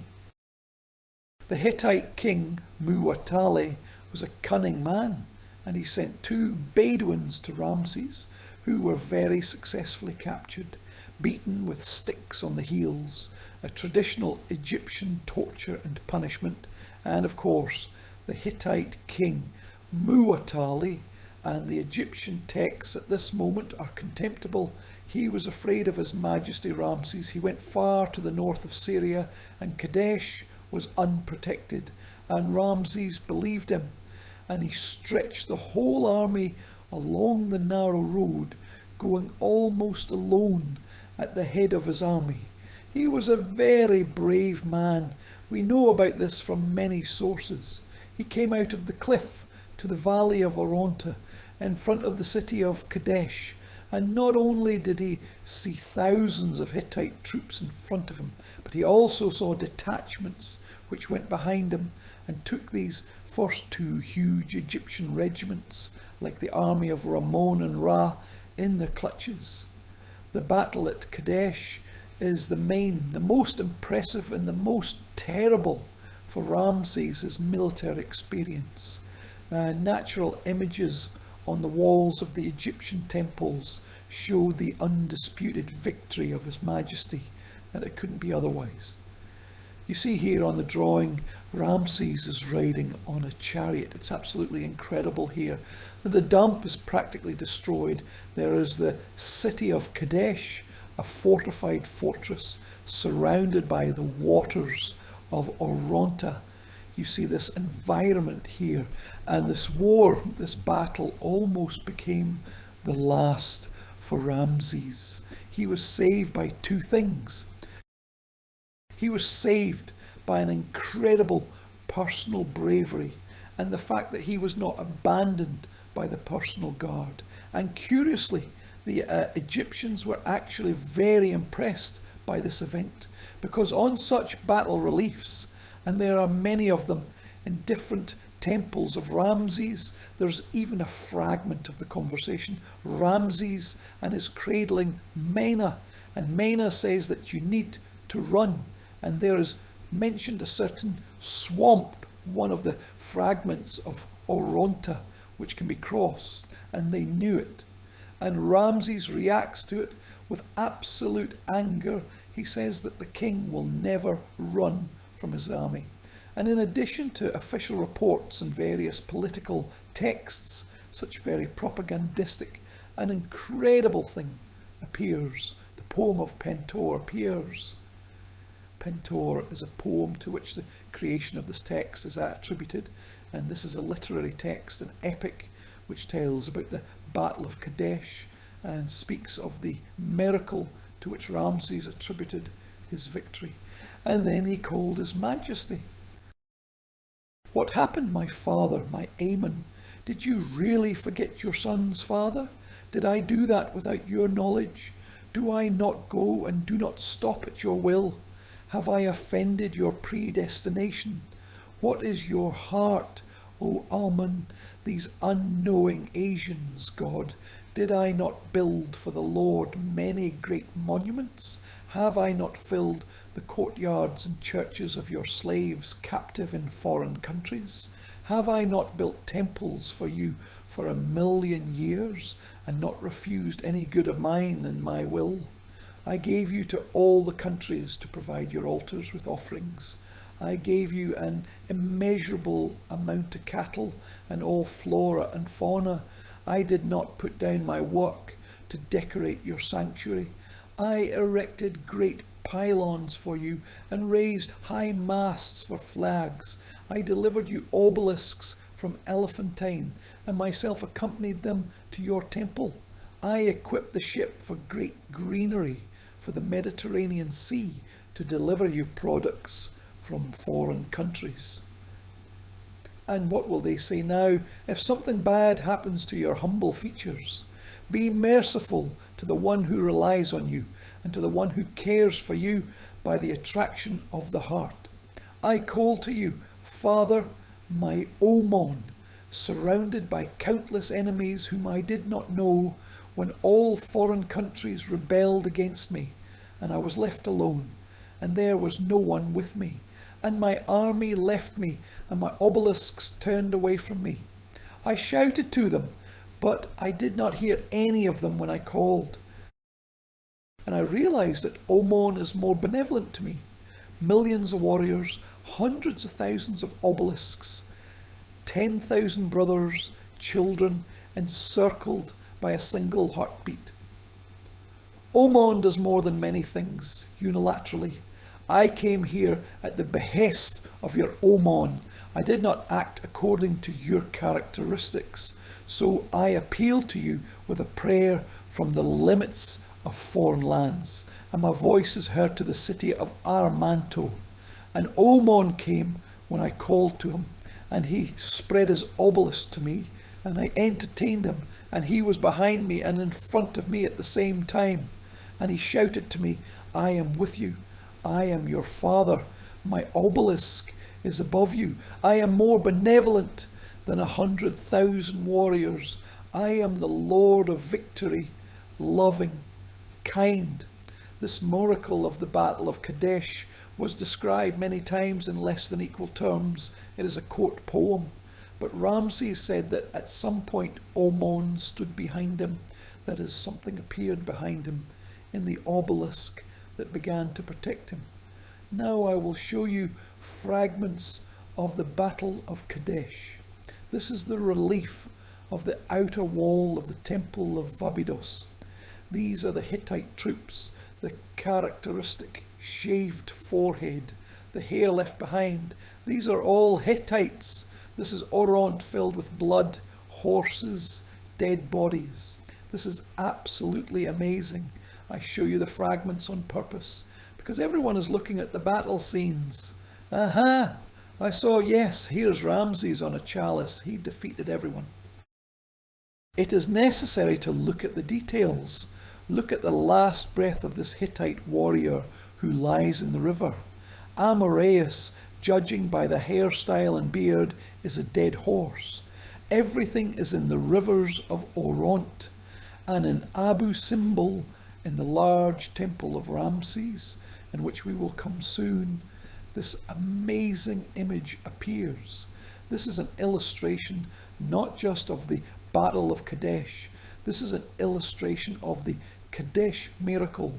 If you look closely, there is another crown behind the king's headdress. There's another hand and another bow. And this image is not just a coincidence that the deity is shown like this, but Amun is translated by them as mysterious, mysterious, mysterious. This is a mysterious, invisible, hidden God. And this is just the same illustration that shows how Amun helps Ramses in the battle at Kadesh. Not only Amun, in the poem of Pentor, Nuru Davolni and Fivanskaya Pobeda are glorified. Two horses that pulled the royal chariot outside the Hittite encirclement. He wore a ring with them. This is the ring of Ramses II, which miraculously remained. It is now kept in the Louvre. And here are two of these horses. Unfortunately, it is not visible what was in front of them. But look what an amazing work. And then in the texts, there is an indication that when they were later transferred to the capital of these two horses, in a room specially built for them, they ate from the spines made of electrum, from the alloy of gold and silver. Therefore, these legendary horses have entered the history of the Egyptian civilization, and not only a few more fragments. Captive Hetta and the count of the killed on the right palm, either on the right palm or, in some cases, on the severed genitals of the killed. This is how they were counted. And here's the military, and the second figure is Pasets. He writes down the number of defeated enemies. This is all the Battle of Kadesh. And then after Kadesh, which took place in the 5th year of the reign of the Tsar, he will still wage wars in Syria. These are the scenarios of Seum and the capture of the Syrian city of Dapur. But how can I tell you, not so that he fought very hard after the history of Kadesh. That is, apparently he endured the fear. And despite this, I just again in detail look here, the Hettian chariot in the centre of this picture, and the Hettian Vasnichi and the archer with the shield are closed by the trances, and the arrow hit the Hettian nobleman quite a certain 5th part of the body. Here, not without a joke, humour, all this is shown. In detail, it is necessary to look. Here is the capture of Dapur, the relief that you have just seen. Just when you look at the drawing, it seems to me that it is better to see. And here, on the one hand, the Tsar's greatness, and on the other hand, a terrible picture. Because here, From the height of the fortress, people are being thrown off. Siege ladders, complete horror inside the city. That is, it is clear that the war is generally unpleasant, but here all this is shown in great detail. Another relief from the Luxor temple, and look here to show his attitude to the enemies. He stands on the bodies of the defeated, shoots from the bow. Mu'atali, who is the main enemy, he was a military aggressive king. He dies, his son Urhitashub comes to power, who was very quickly displaced by his uncle, who became the Tsar of Hattusili III. And Hattusili III, he is such an intellectual, a very smart man, and he was the first to propose peace. And when ambassadors came to Ramses in the 21st year of his reign and brought silver plates, silver is more expensive than gold in Egypt, and covered with inscribed texts with the proposal of the peace treaty, the heart of His Majesty graciously agreed. Before you on the left is a fragment of the peace treaty. It is inscribed plates. It is from the National Archaeological Museum in Istanbul, because all this comes from the Hittite capital. In ancient times it was called Kattushash. Today it is mountainous Turkey. This is the place of Bogazkoy.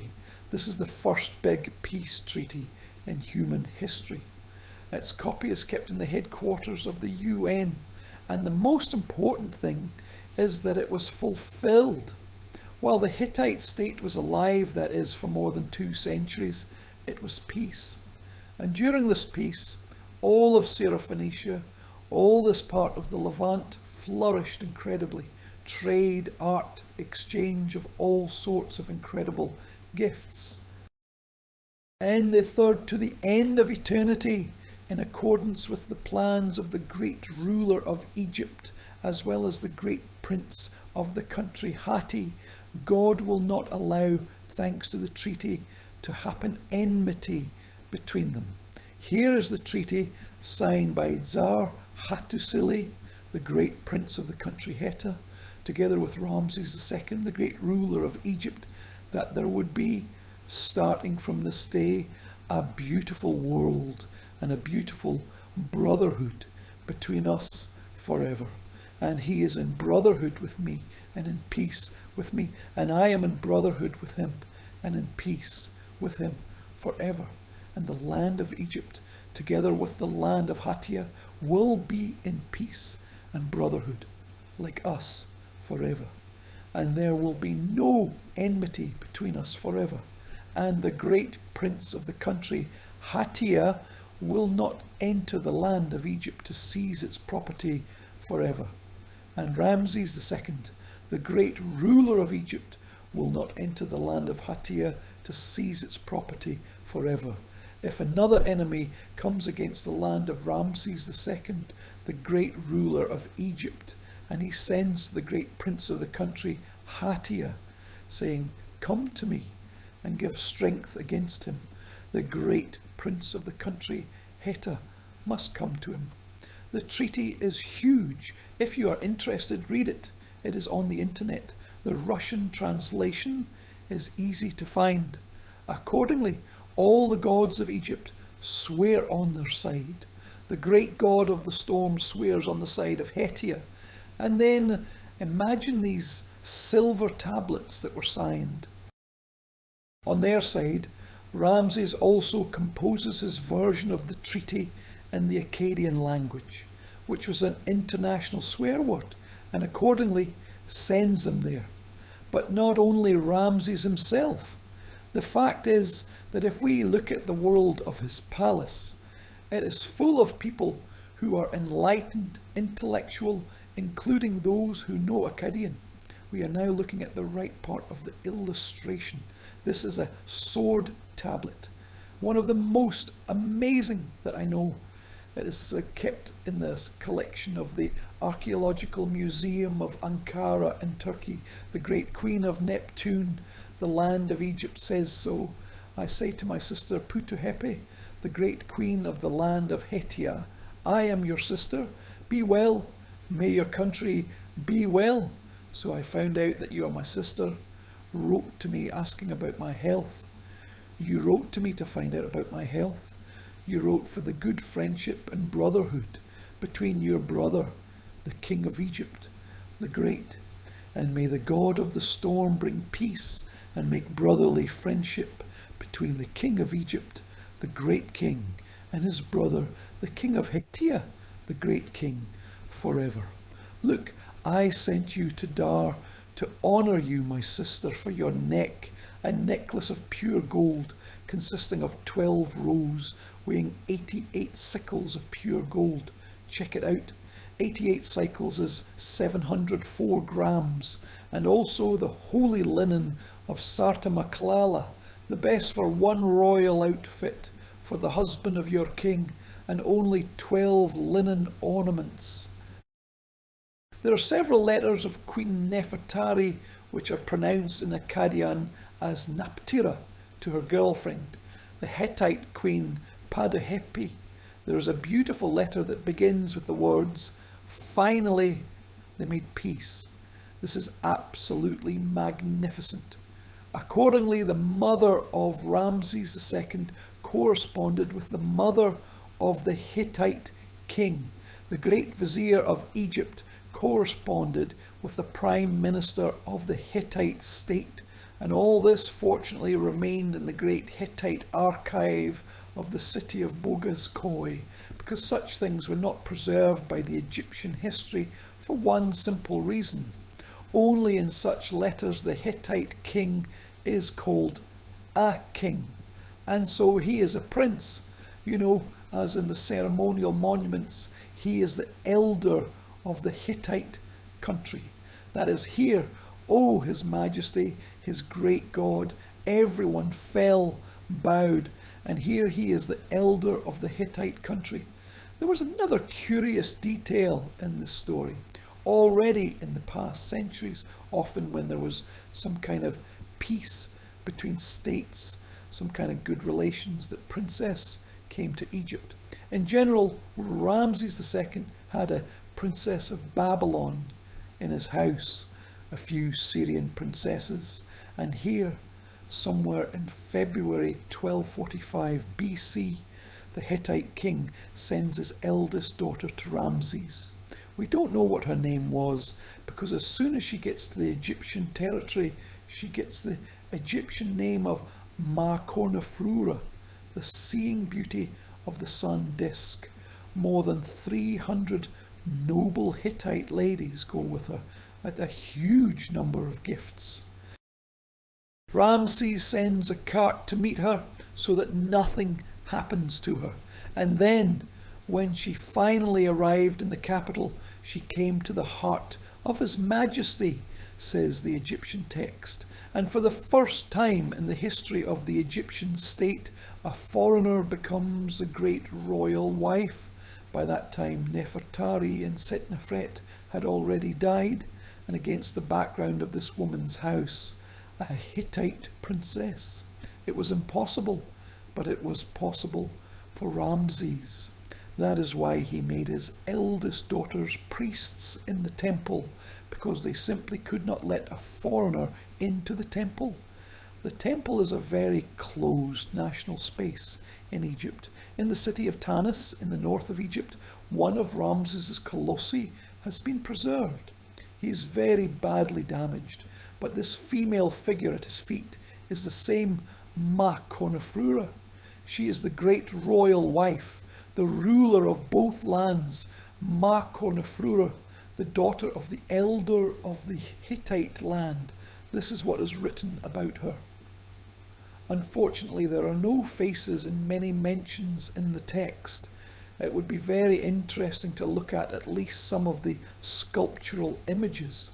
Moreover, in the ceremonial text of Stela of the wedding, there are hints that perhaps the Hittite king came to the wedding, because he is depicted at the wedding in the Egyptian land, and the world was so cramped that another daughter was sent to Ramses as a wife, and there were 2 Hittite princesses in the court.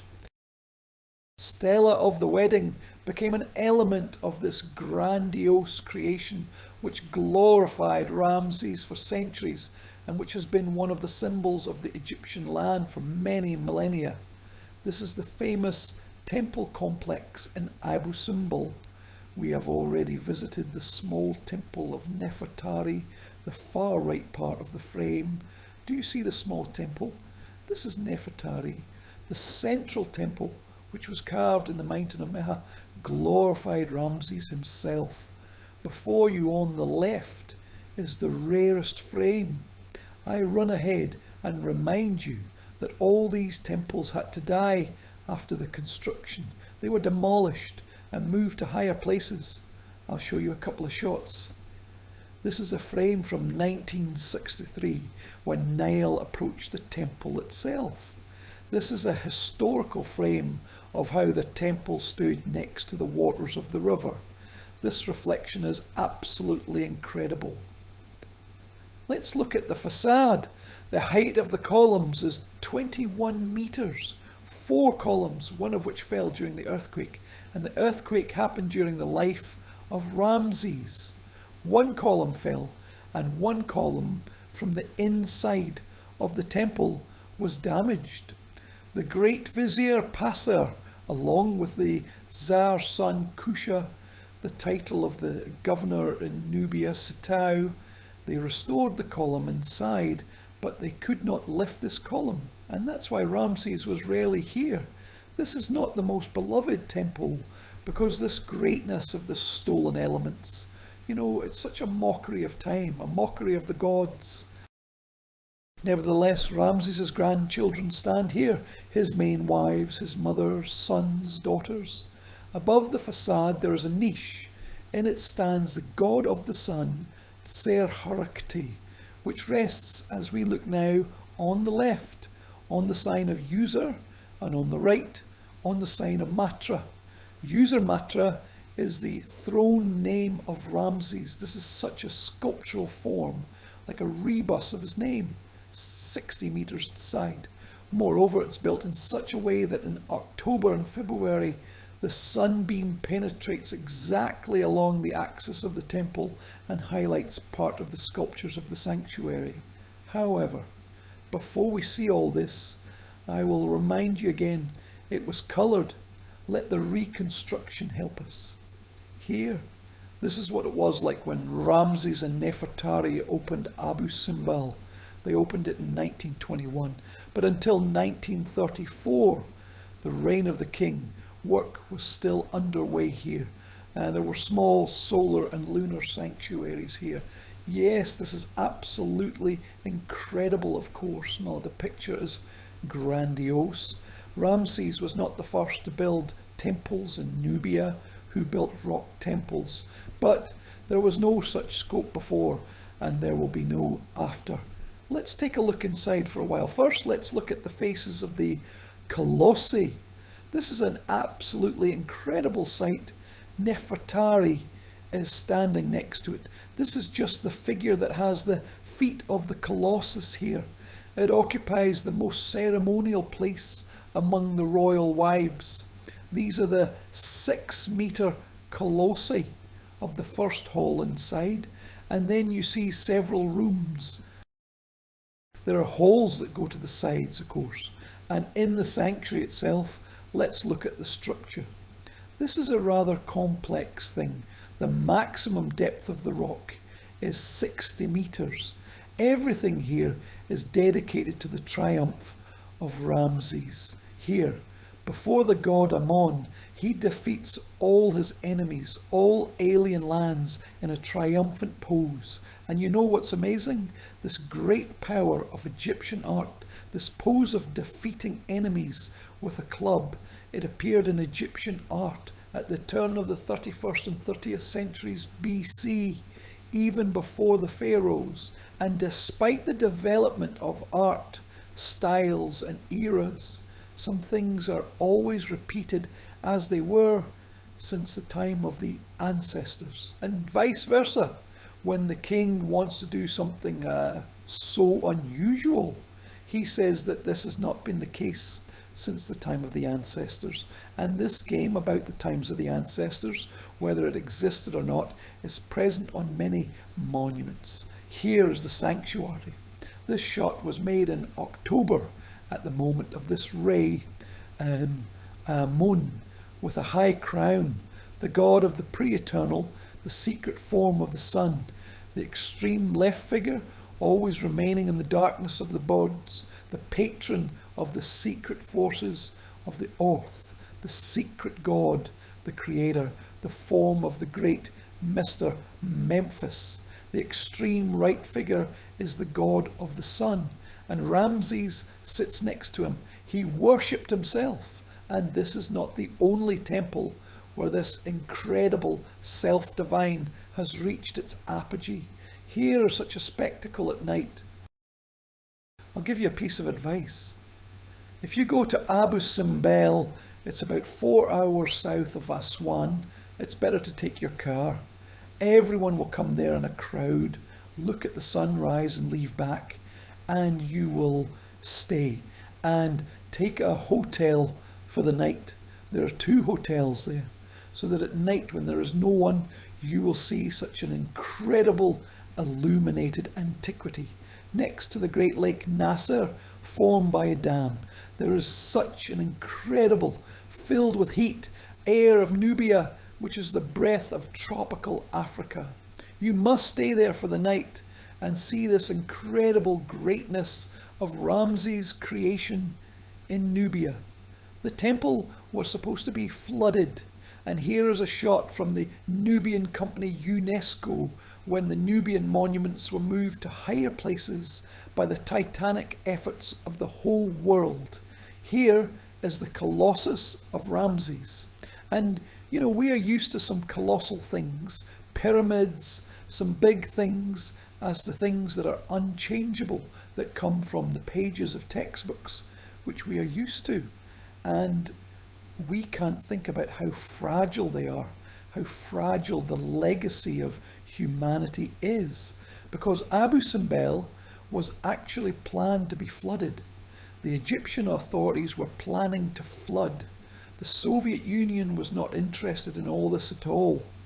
In the Nubian company UNESCO, I myself personally looked at the documents that are in the apartment of UNESCO. There is the state of Togo donated $340, but there is not a single Soviet ruble, not a single one. And a tiny expedition, which was already shameful, which was sent headed by the wonderful Boris Borisovich Piotrowski and his assistant Nikolai Yakovlevich Merpert. It did a very small front work, simply because there was neither strength, nor experience, nor time. I knew both of them, and I was friends with Nikolai Yakovlevich, and he told me how they went to the Central Committee of the parties to knock out this presence, at least some presence of Soviet scientists in Nubia, and then all this would have been flooded. But we always know with you that in fact we often do not believe in the strength of one person, and the strength of one person is great if they are multiplied by the will. An amazing woman, this is Christiane Drochet-Noblecourt, a legendary French Egyptologist of the 20th century, one of the first women who came to the field. And then, at first, she rushed to the feet at the official reception of Cavalier Giscard d'Estaing, who was then the President of the French Republic. And then, how to tell you politely, in general, she did everything to make Takasha Sarvat, the Minister of Culture of Egypt, file a statement to UNESCO. It was this woman who became the head of the Nubian campaign, and she personally headed the main part of the project. She was looking for people, looking for engineers. She was agitating other countries. And all this is an eternal monument to Christiane Drochet-Noblecourt. She was one of the greatest specialists on the second Ramses in the last century. I'll tell you more about it later. And as she writes in her notes, a wonderful book not translated into Russian, called Soler Egard Edieu, Podvleadem Bogum. She writes, I loved my Ramses so much that I could not act otherwise. This is such a wonderful phrase. It will play a lot in our story. The Soviet mission was to move the Temple of Amada, the temple of the 15th century BC, 200 years older than Ramses, and then we realised that we didn't even know how to do it. The temple was made of porous limestone, and there were coloured reliefs inside. It could not be cut. As I understand it, Valéry Giscard d'Estaing was already afraid, because she once again fell at the feet of the French president at the next public reception and said that France could not give the Temple of Amada the light bulbs, electricity. As a result, it was cut off from the foundation and the French raised it to a higher place on the rails. This is the temple from which the Soviet Union initially we had to do it. This is Lake Nasser. There are incredible views from Aswan to the south to Abu Simbel. There's a cruise. I will tell you in a couple of words that it was not only Abu Simbel who built Ramses in Nubia, he loved Nubia. This is how the colossi of the king in the temple of Wadi Seboa. The temple is very beautiful. He preserved the pylons, the sphinxes. It is an absolutely amazing structure. It was built of local sandstone. Local sandstone is very iron yellow. This colour is not Photoshop. In fact, there's an incredible iron golden sand. This is how these monuments were flooded since 1902, when the first British dam was built. For 8 months, the monuments of Nubia were covered with water. Many of the paintings were originally coloured. And think about it, since 1902, from the point of view of history, yesterday that is, until the 20th century, it was originally intact. All this was coloured. It died almost in front of the eyes of our great-great-grandfathers and great-great-grandmothers. There was also a monastery in Wadi Seboa. There are such reliefs. They were partially preserved. And here is an amazing thing. Ramses himself stands with a cigarette lighter to the right, and the blue arrow points to his cult statue. He smokes incense for himself, in addition to the group of gods in which his statue is located. This, as you understand, is an image of those statues that once were in the sanctuary according to the same logic as the sanctuary in Abu Simbel. And now, if you come to Wadi Seboa, there's such fun on top, historical fun or sadness. Who likes what? A sunbed on top. Ramses is venerated with bouquets, in my opinion. This is Apostle Peter, if my memory served me right, because the central part of the sanctuary was redone in a Christian temple in the 4th century AD. Another temple, the earliest temple, which was built in the 2nd year of the reign of Ramses, is called Al-Bayt al-Wali, the house of the ruler. Architecturally uninteresting, there are such amazing reliefs inside, and I will definitely show you one. It is incredible. This is the goddess Anuket, the goddess of the Nile's leash, who feeds Ramses' breast. Unfortunately, in early Christian times, Ramses' face was completely beheaded. There was a monastery here. But despite this, look at the goddess's fingers, how it's all done, how the divine embrace is shown, how he holds her by the hand. You see here and large, and inside the interior of the temple, you see one and the same amazingly beautiful relief. By the middle of Ramses II's life, the entire Upper Nubia was conquered. The Nubians worked on the Egyptian outposts, on the Egyptian buildings. And here is this image. You see a certain fortress in which there are hieroglyphs. On top is a Nubian in such a red headdress. And look how his neck is strangled by the lily of Upper Egypt, a heraldic plant. That is, they are captured by Egypt. And in the centre of this oval, it is written Wawad. Wawad is one of the names of the central Nubia in Egypt. That is, the land of Wawad is captured by the lily of Upper Egypt, and everything here is subordinated to the power of the Egyptian king. Not all temples are lucky, and this great sorrow. Here's what it looked like in the 1830s. The Temple of Ramses, dedicated to the bird. It is flooded.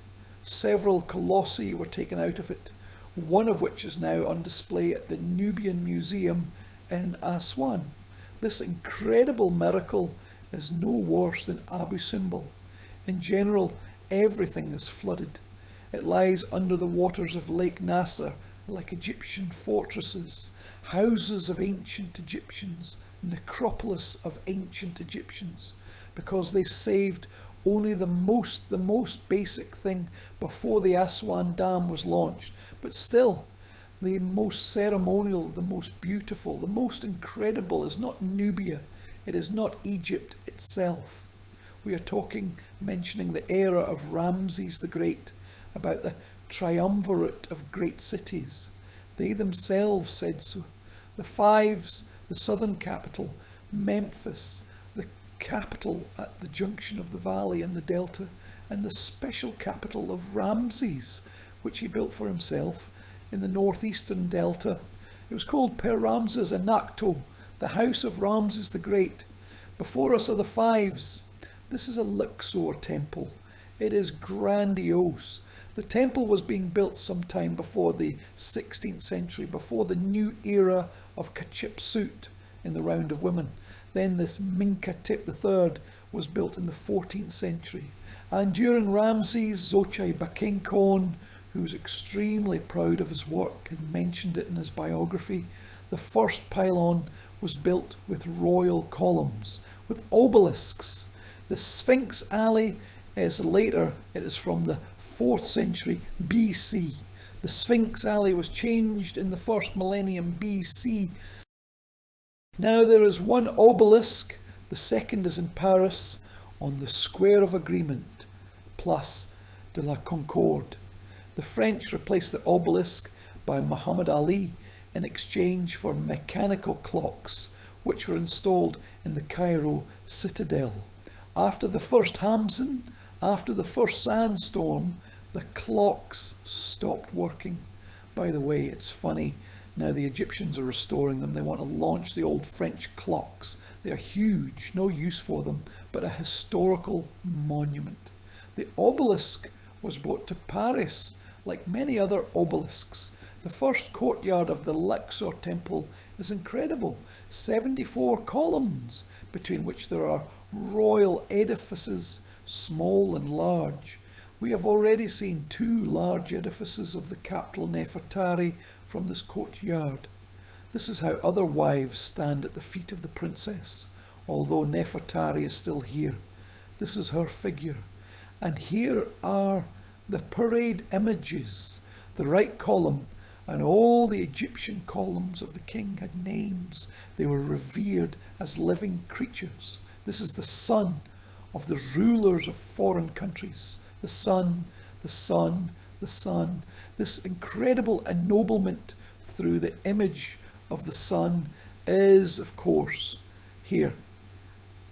Behind the columns, the processional colonnade of Manhattan from the 3rd column, here is 21 metres. There are people there, but I'll show you a day shot with people at the foot of this statue. This is the great Ramses. He has an incredible ennoblement. He is comparable to Egyptian history only with Amenhotep III, who reigned in the 14th century.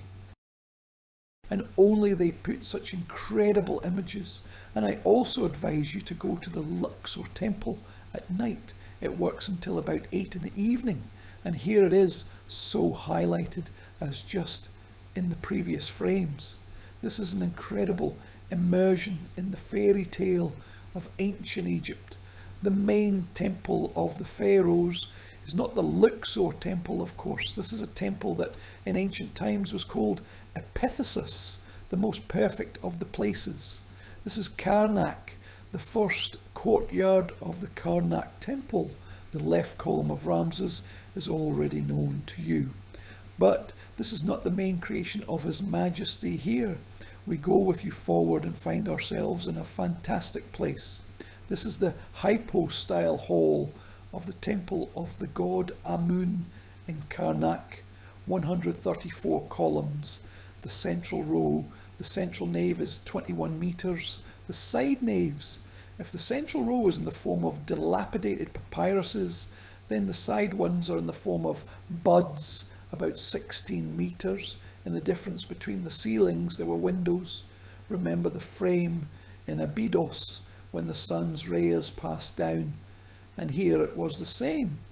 Moreover, this frame is about 10 years old.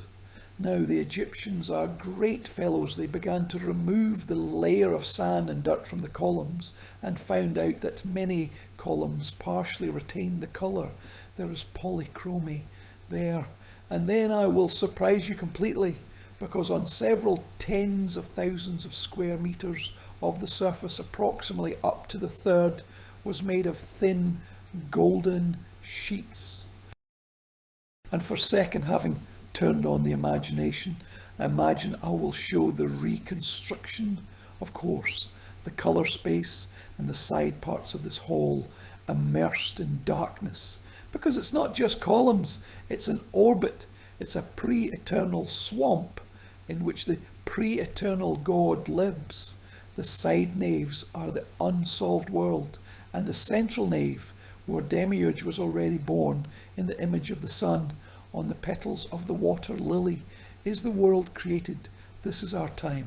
And this incredible game in the world of gods, of course, it's amazing.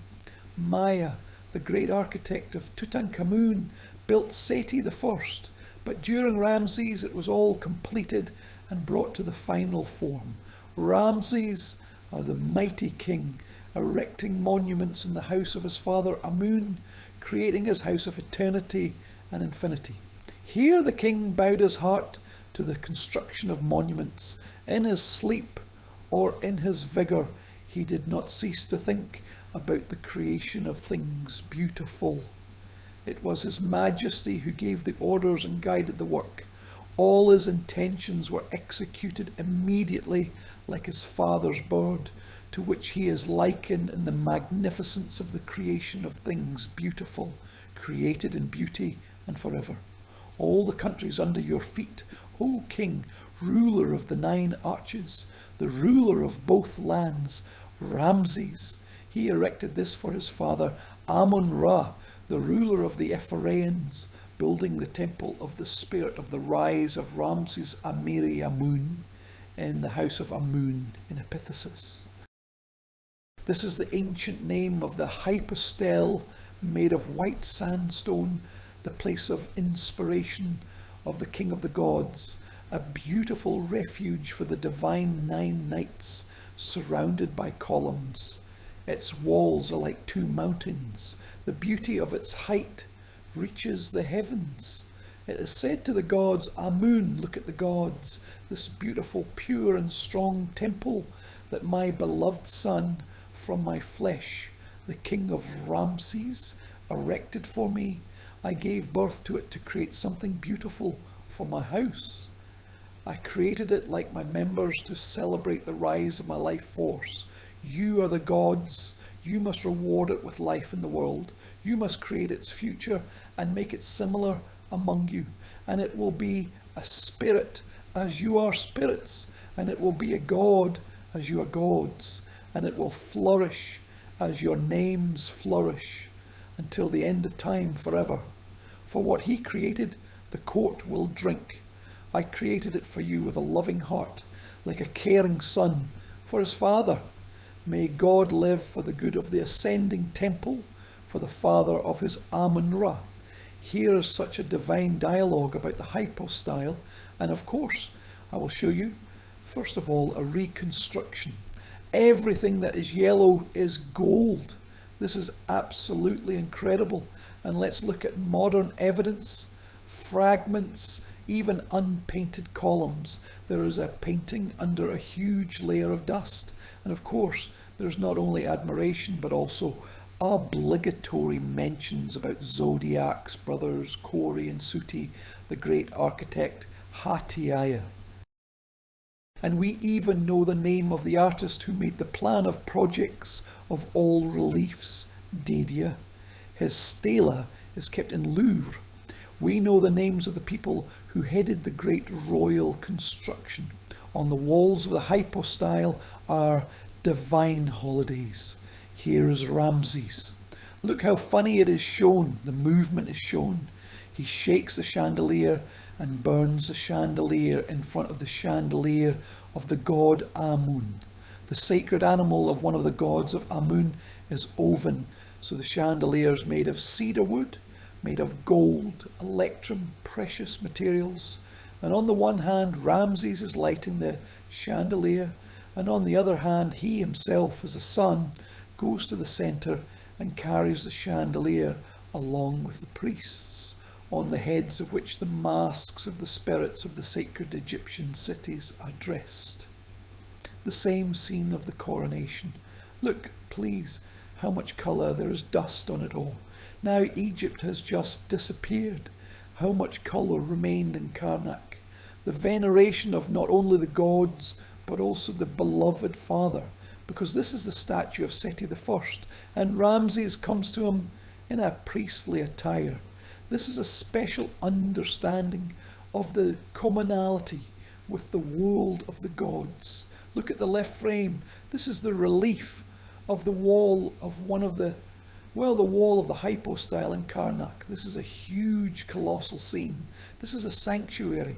God Amun embraces him in the sanctuary. His heavenly wife hugs him. This is a divine kiss. Because Ramses is their earthly son, he is allowed to see. He lights an incense burner and makes a veneration. The right frame is almost the same. Turin, the Egyptian Museum, a grandiose Egyptian gathering in the centre of Ramses. On the sides of him are Amun and Mut, his heavenly parents. Look at how they intertwine their hands, a sign that they are beings of the same order, a sign that Ramses is an adopted and faithful son of his parents. There, in Turin, is the main sculpture monument of Ramses. This is a coronation statue of the king. This is an outstanding masterpiece of ancient Egyptian art. He also stood in Karnak in a special temple and was adorned with the face of the rising eastern sun. Honour is paid to the Consul Bernardino Drovetti, who found the statue broken into pieces. He paid the locals to collect all the pieces. As a result, I will show you a large fragment. It is glued together. It never leaves the Turin Museum. This is their symbol. Of course, there is everything here. Greatness, portrait similarity, an amazing smile that plays on the lips, a headdress, a military helmet, a sceptre of the highest authority. And look at the granodiorite. This is a granodiorite. Let's take a closer look at this monument. Here is such an amazing Ramses. Fantastic plating. Here are all the knots, the necklace. He holds the royal insignia in his hands.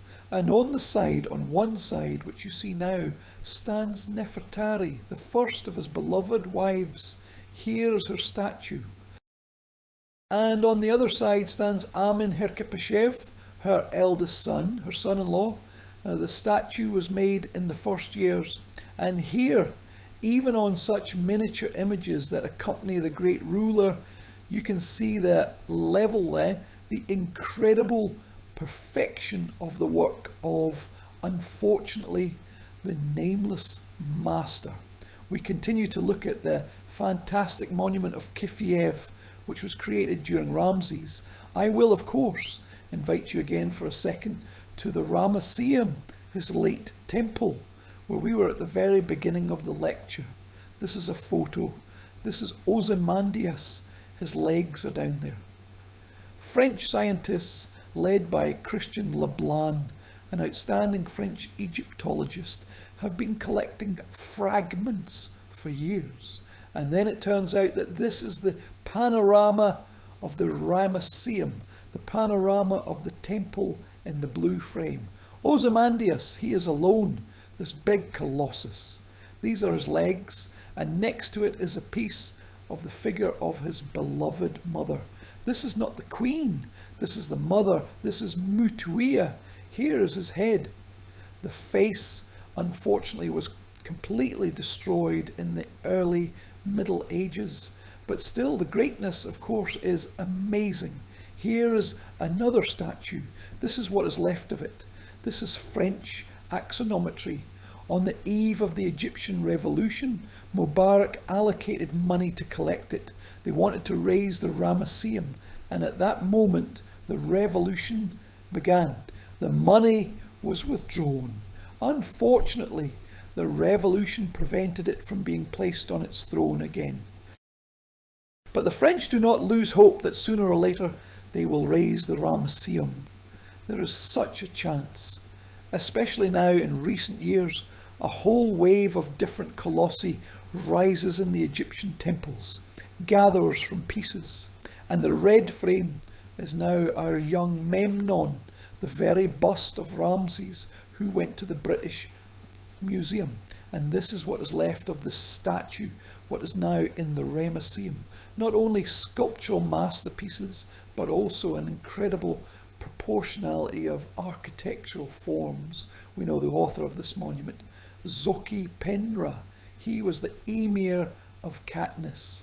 Emir Katniss is the head of all the works of the Tsar, the chief architect. This is a mini Karnak, but it has been preserved very well. And a look at the capitals of the central neophyte column.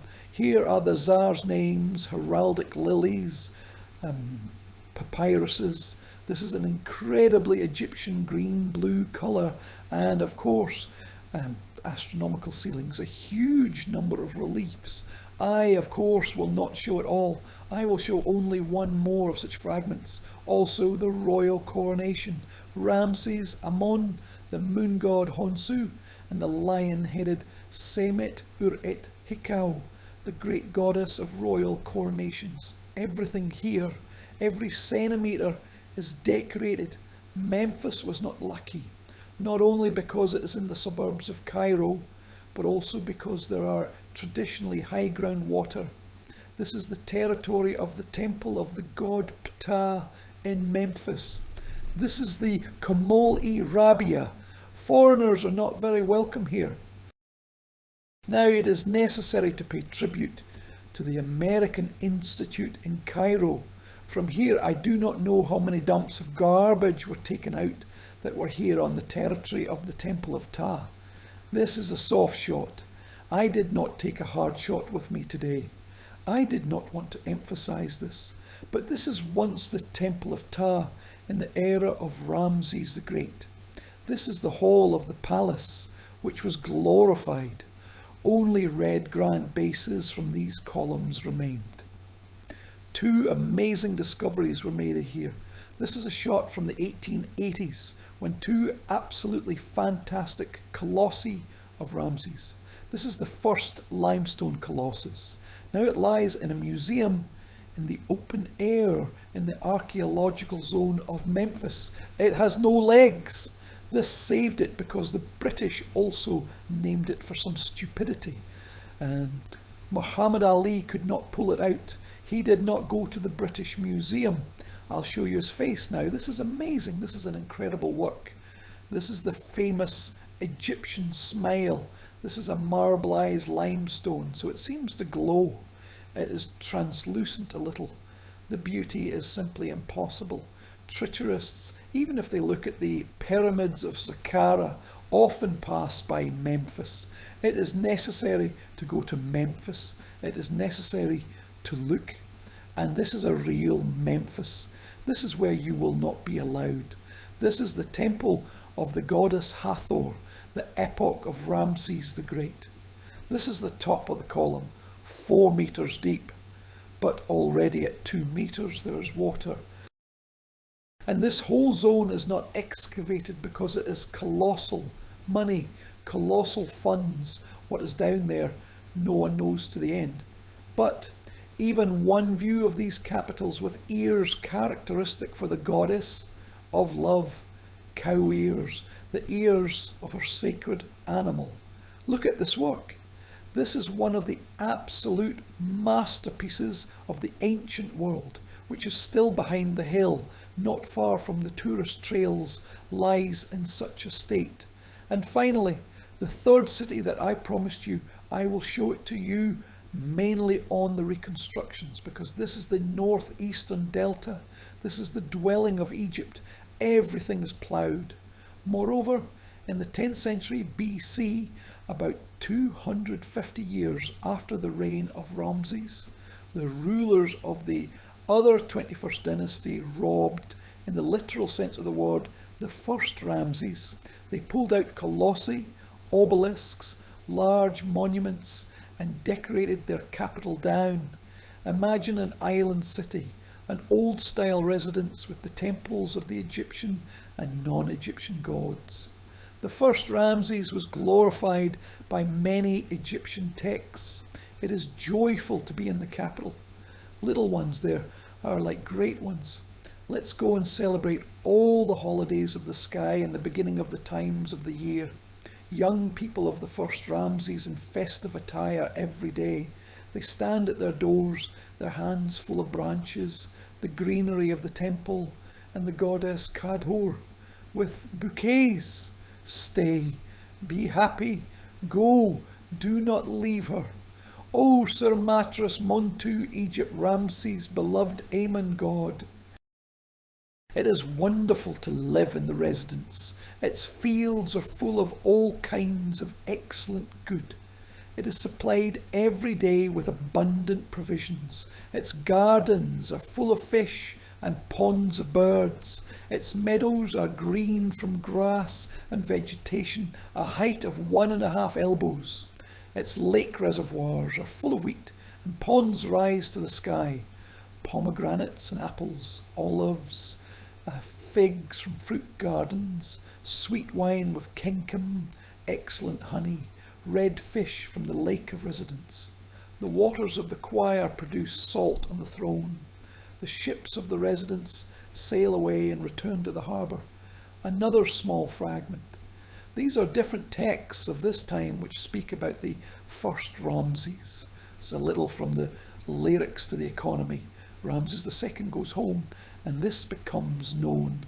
To prepare everything for the arrival of His Majesty, to make 100 round stands for flower bouquets, 500 baskets for provisions, cooks and bakers to prepare 1,000 loaves of the best flour, 10,000 loaves of the average variety and bachet, 2,000 loaves of pies, 100 baskets, 70 dishes of that lacuna, 2,000 measures of poached meat, as well as 100 baskets, 300 pieces of the best poached meat, milk 60 measures, cream 90 measures, beans 30 jugs, grapes 50 bags, pomegranates 60 bags, figs 300 bundles, and 200 baskets, so that the heart of His Majesty would be satisfied. All such economic documents. Egyptians are terribly meticulous. Well, finally, the courier once praised Ramses I with delightful balconies, dazzling halls of azure and turquoise. This azure and turquoise is a hint at the features that were covered by the palaces of Ramses I. I'll show you a little bit from the German reconstruction. The Germans are great fellows that they did it. And here's what's there. This is a field. There is an Egyptian tractor. And these are the legs of the Colossus of Ramses the Great. These are the cantier zones. These are the former dazzling balconies of Ramses I, which I can show you, unfortunately, only during the reconstruction. The central street, which crossed the zone of the royal residence. That's all. This is the stately court of His Majesty, which was designed for 480 horses. It was here, in the central mansion, where the 2 horses that took him to the Kadesh battle lived. This is the entrance to the place where these worthy horses lived. Look at the columns, it's almost a palace. One of the temples of Ramses I, reconstruction. And such a sad story of one of the dazzling cities of Egypt. This is the turquoise of the balconies. There are hundreds of thousands of these plants in many museums of the world, and now we must pay tribute to the wonderful Austrian specialists of many decades. Austrian and German work in the Cantier zone, and they are slowly raising at least some information about the house of Ramses the Great, thanks to which such reconstructions, a special reverence was used here for the god of chaos, the sand in the desert, because Ramses came from a family that was originally non-Egyptian. He is the heir of the Hyksos, the traitors, warriors, the vagabonds of the Arabian Peninsula, who for a short time conquered Egypt in the 16th century before the new era. Ramses had red hair, just like his father. We know the mummy. I'm running ahead. And the king was not Egyptian at all. He was a huge red-haired man. He was one of the main builders of the legend of ancient Egypt. This is also amazing. The Cairo Egyptian Museum, Ramses, under the patronage of the sacred desert dog of the god Seth. I already told you that the first Ramses was robbed.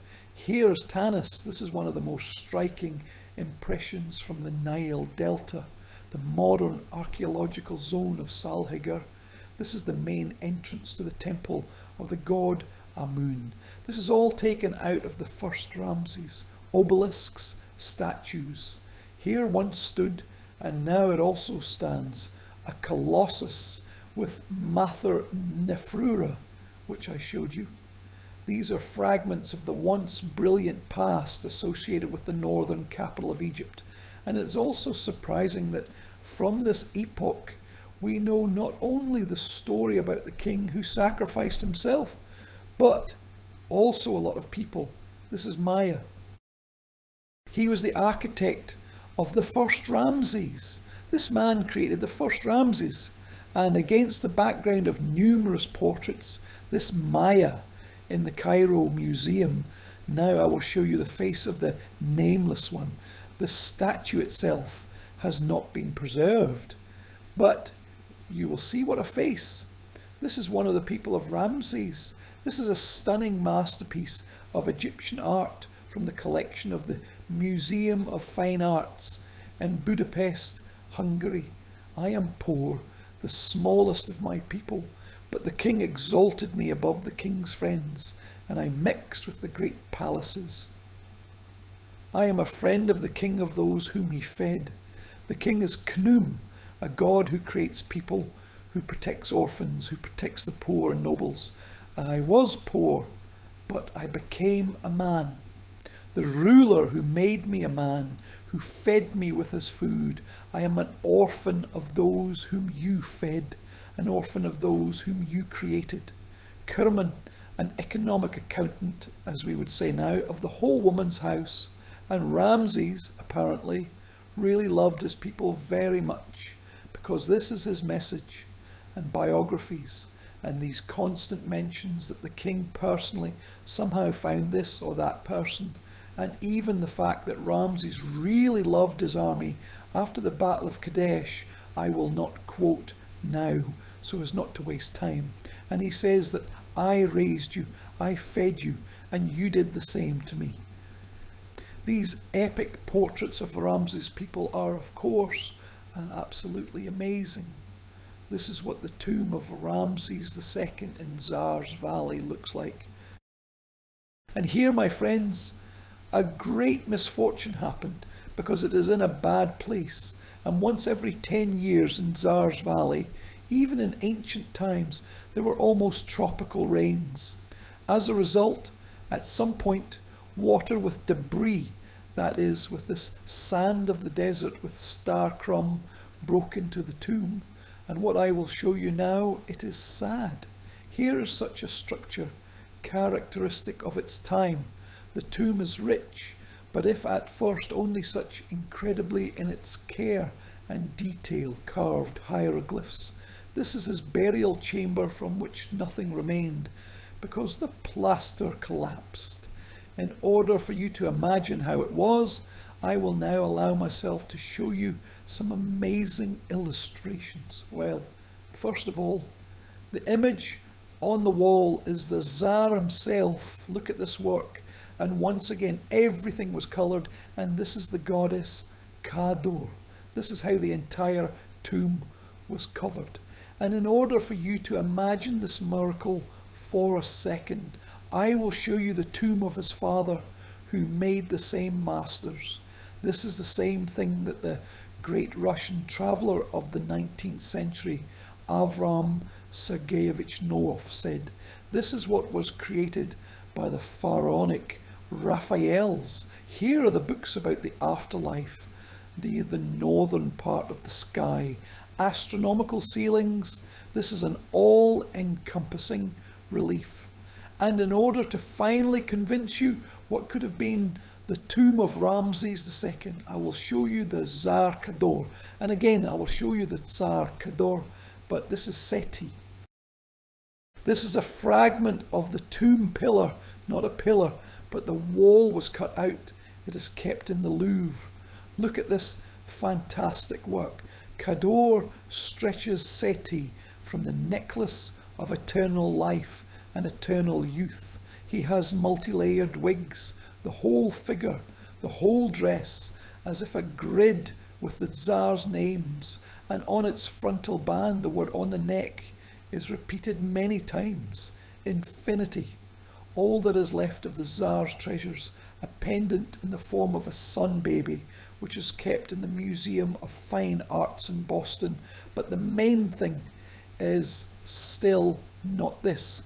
1871, the western coast of Fiva, the famous family of the robbers and tomb raiders, Abdul Rasul, two brothers, Ahmed and Muhammad, go along the completely unconnected part of the necropolis.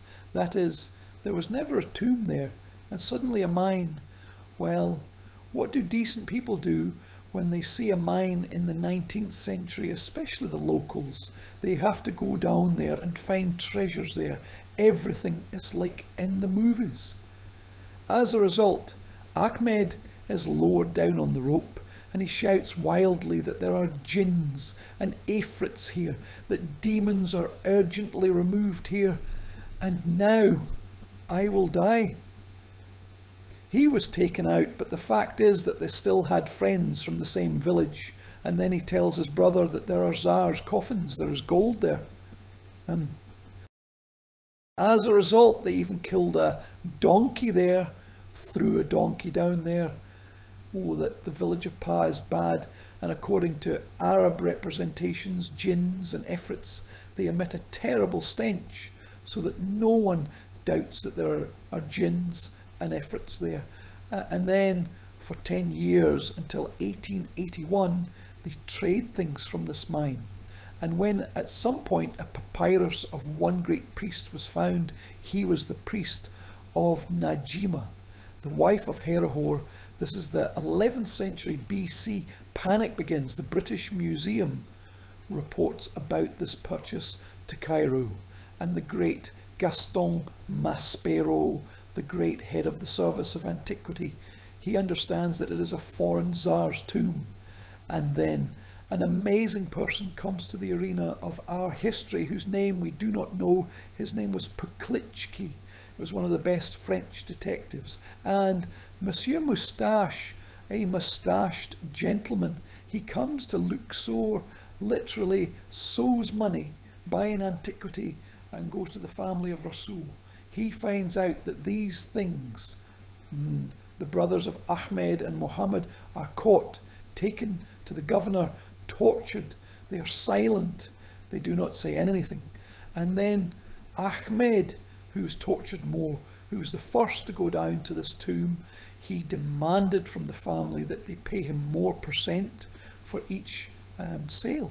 The family said, no, no, no, torture of the governor is one thing and money is another. And then he went and sold everyone. And before you is the entrance to this tomb. This is the famous Fivan Secret 320, Ahmed's game, and here is a unique frame from the family of Rasul. Ahmed stands, a tall figure, a wife with a child, and their grandmother, she was a Turk, by origin of the Ottoman Empire. So it is clear how the Turk could be here. A unique frame. This is a secret from the inside. This frame was made by my colleague and architect Nadezhda Reshetnikova in the 90s. At some point, when all this turned out, Emil Bruksch, who was an assistant, Maspero comes here. I still don't understand. It was me, Fellison. I went down, lit a torch and looked around me, and there were sarcophagi lying around me. It was obvious and incredible. I began to wash off the dust with my fingers. On the left, there was Maastrichti, a little further from the first one, and there, far away, was Ramses the Great himself. 37 tombs with the bodies of kings and queens, princes and princesses. In the 10th century BC, when Egypt was plunged into a precipice, according to the decision of Oracle Karnak, the royal tombs were opened. The sarcophagi of the mummies were hidden here, and on the way they were robbed by the priests. They cut out the gold ornaments, paired them with knives, and with metal objects they erased the gold from the masks that were put on the wooden sarcophagi, the ancient Egyptians themselves. But the most incredible thing is that the mummies were preserved. That's why a simple wooden sarcophagus of another face, most likely of the Pharaoh Remheb, in which Ramses II was buried, and here is his majesty. The hair was painted with hay, very big problems with teeth, the most severe problems with the spine. He could hardly bend or stretch. But these are all details from the life of Ramses.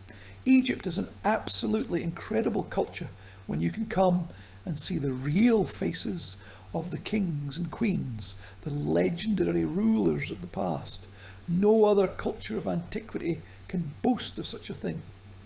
With the mummy of Ramses, a completely amazing story is connected. We will see Christian de Roche-Nablecourt again. The fact is that all this was kept, well, when there was no idea about the principle of storing organic material. There was just a wooden box in the museum hall under the glass. Sunbeams fell there. There was humidity there. Ramses began to decompose. Before that, there was a completely amazing story with him, the explanation of which no one knows, but it is in all documents. Apparently the mummy warmed up and somehow the ancient muscle tissue worked. I don't know any other explanation. In general, this is described by many visitors. There was a situation when a very important group of French diplomats was standing near the coffin. At that moment, Ramses raised his right hand a little. They could not lower it. He had his right hand raised a little, and the ladies fell into a daze, of course, and nothing else happened. What was it?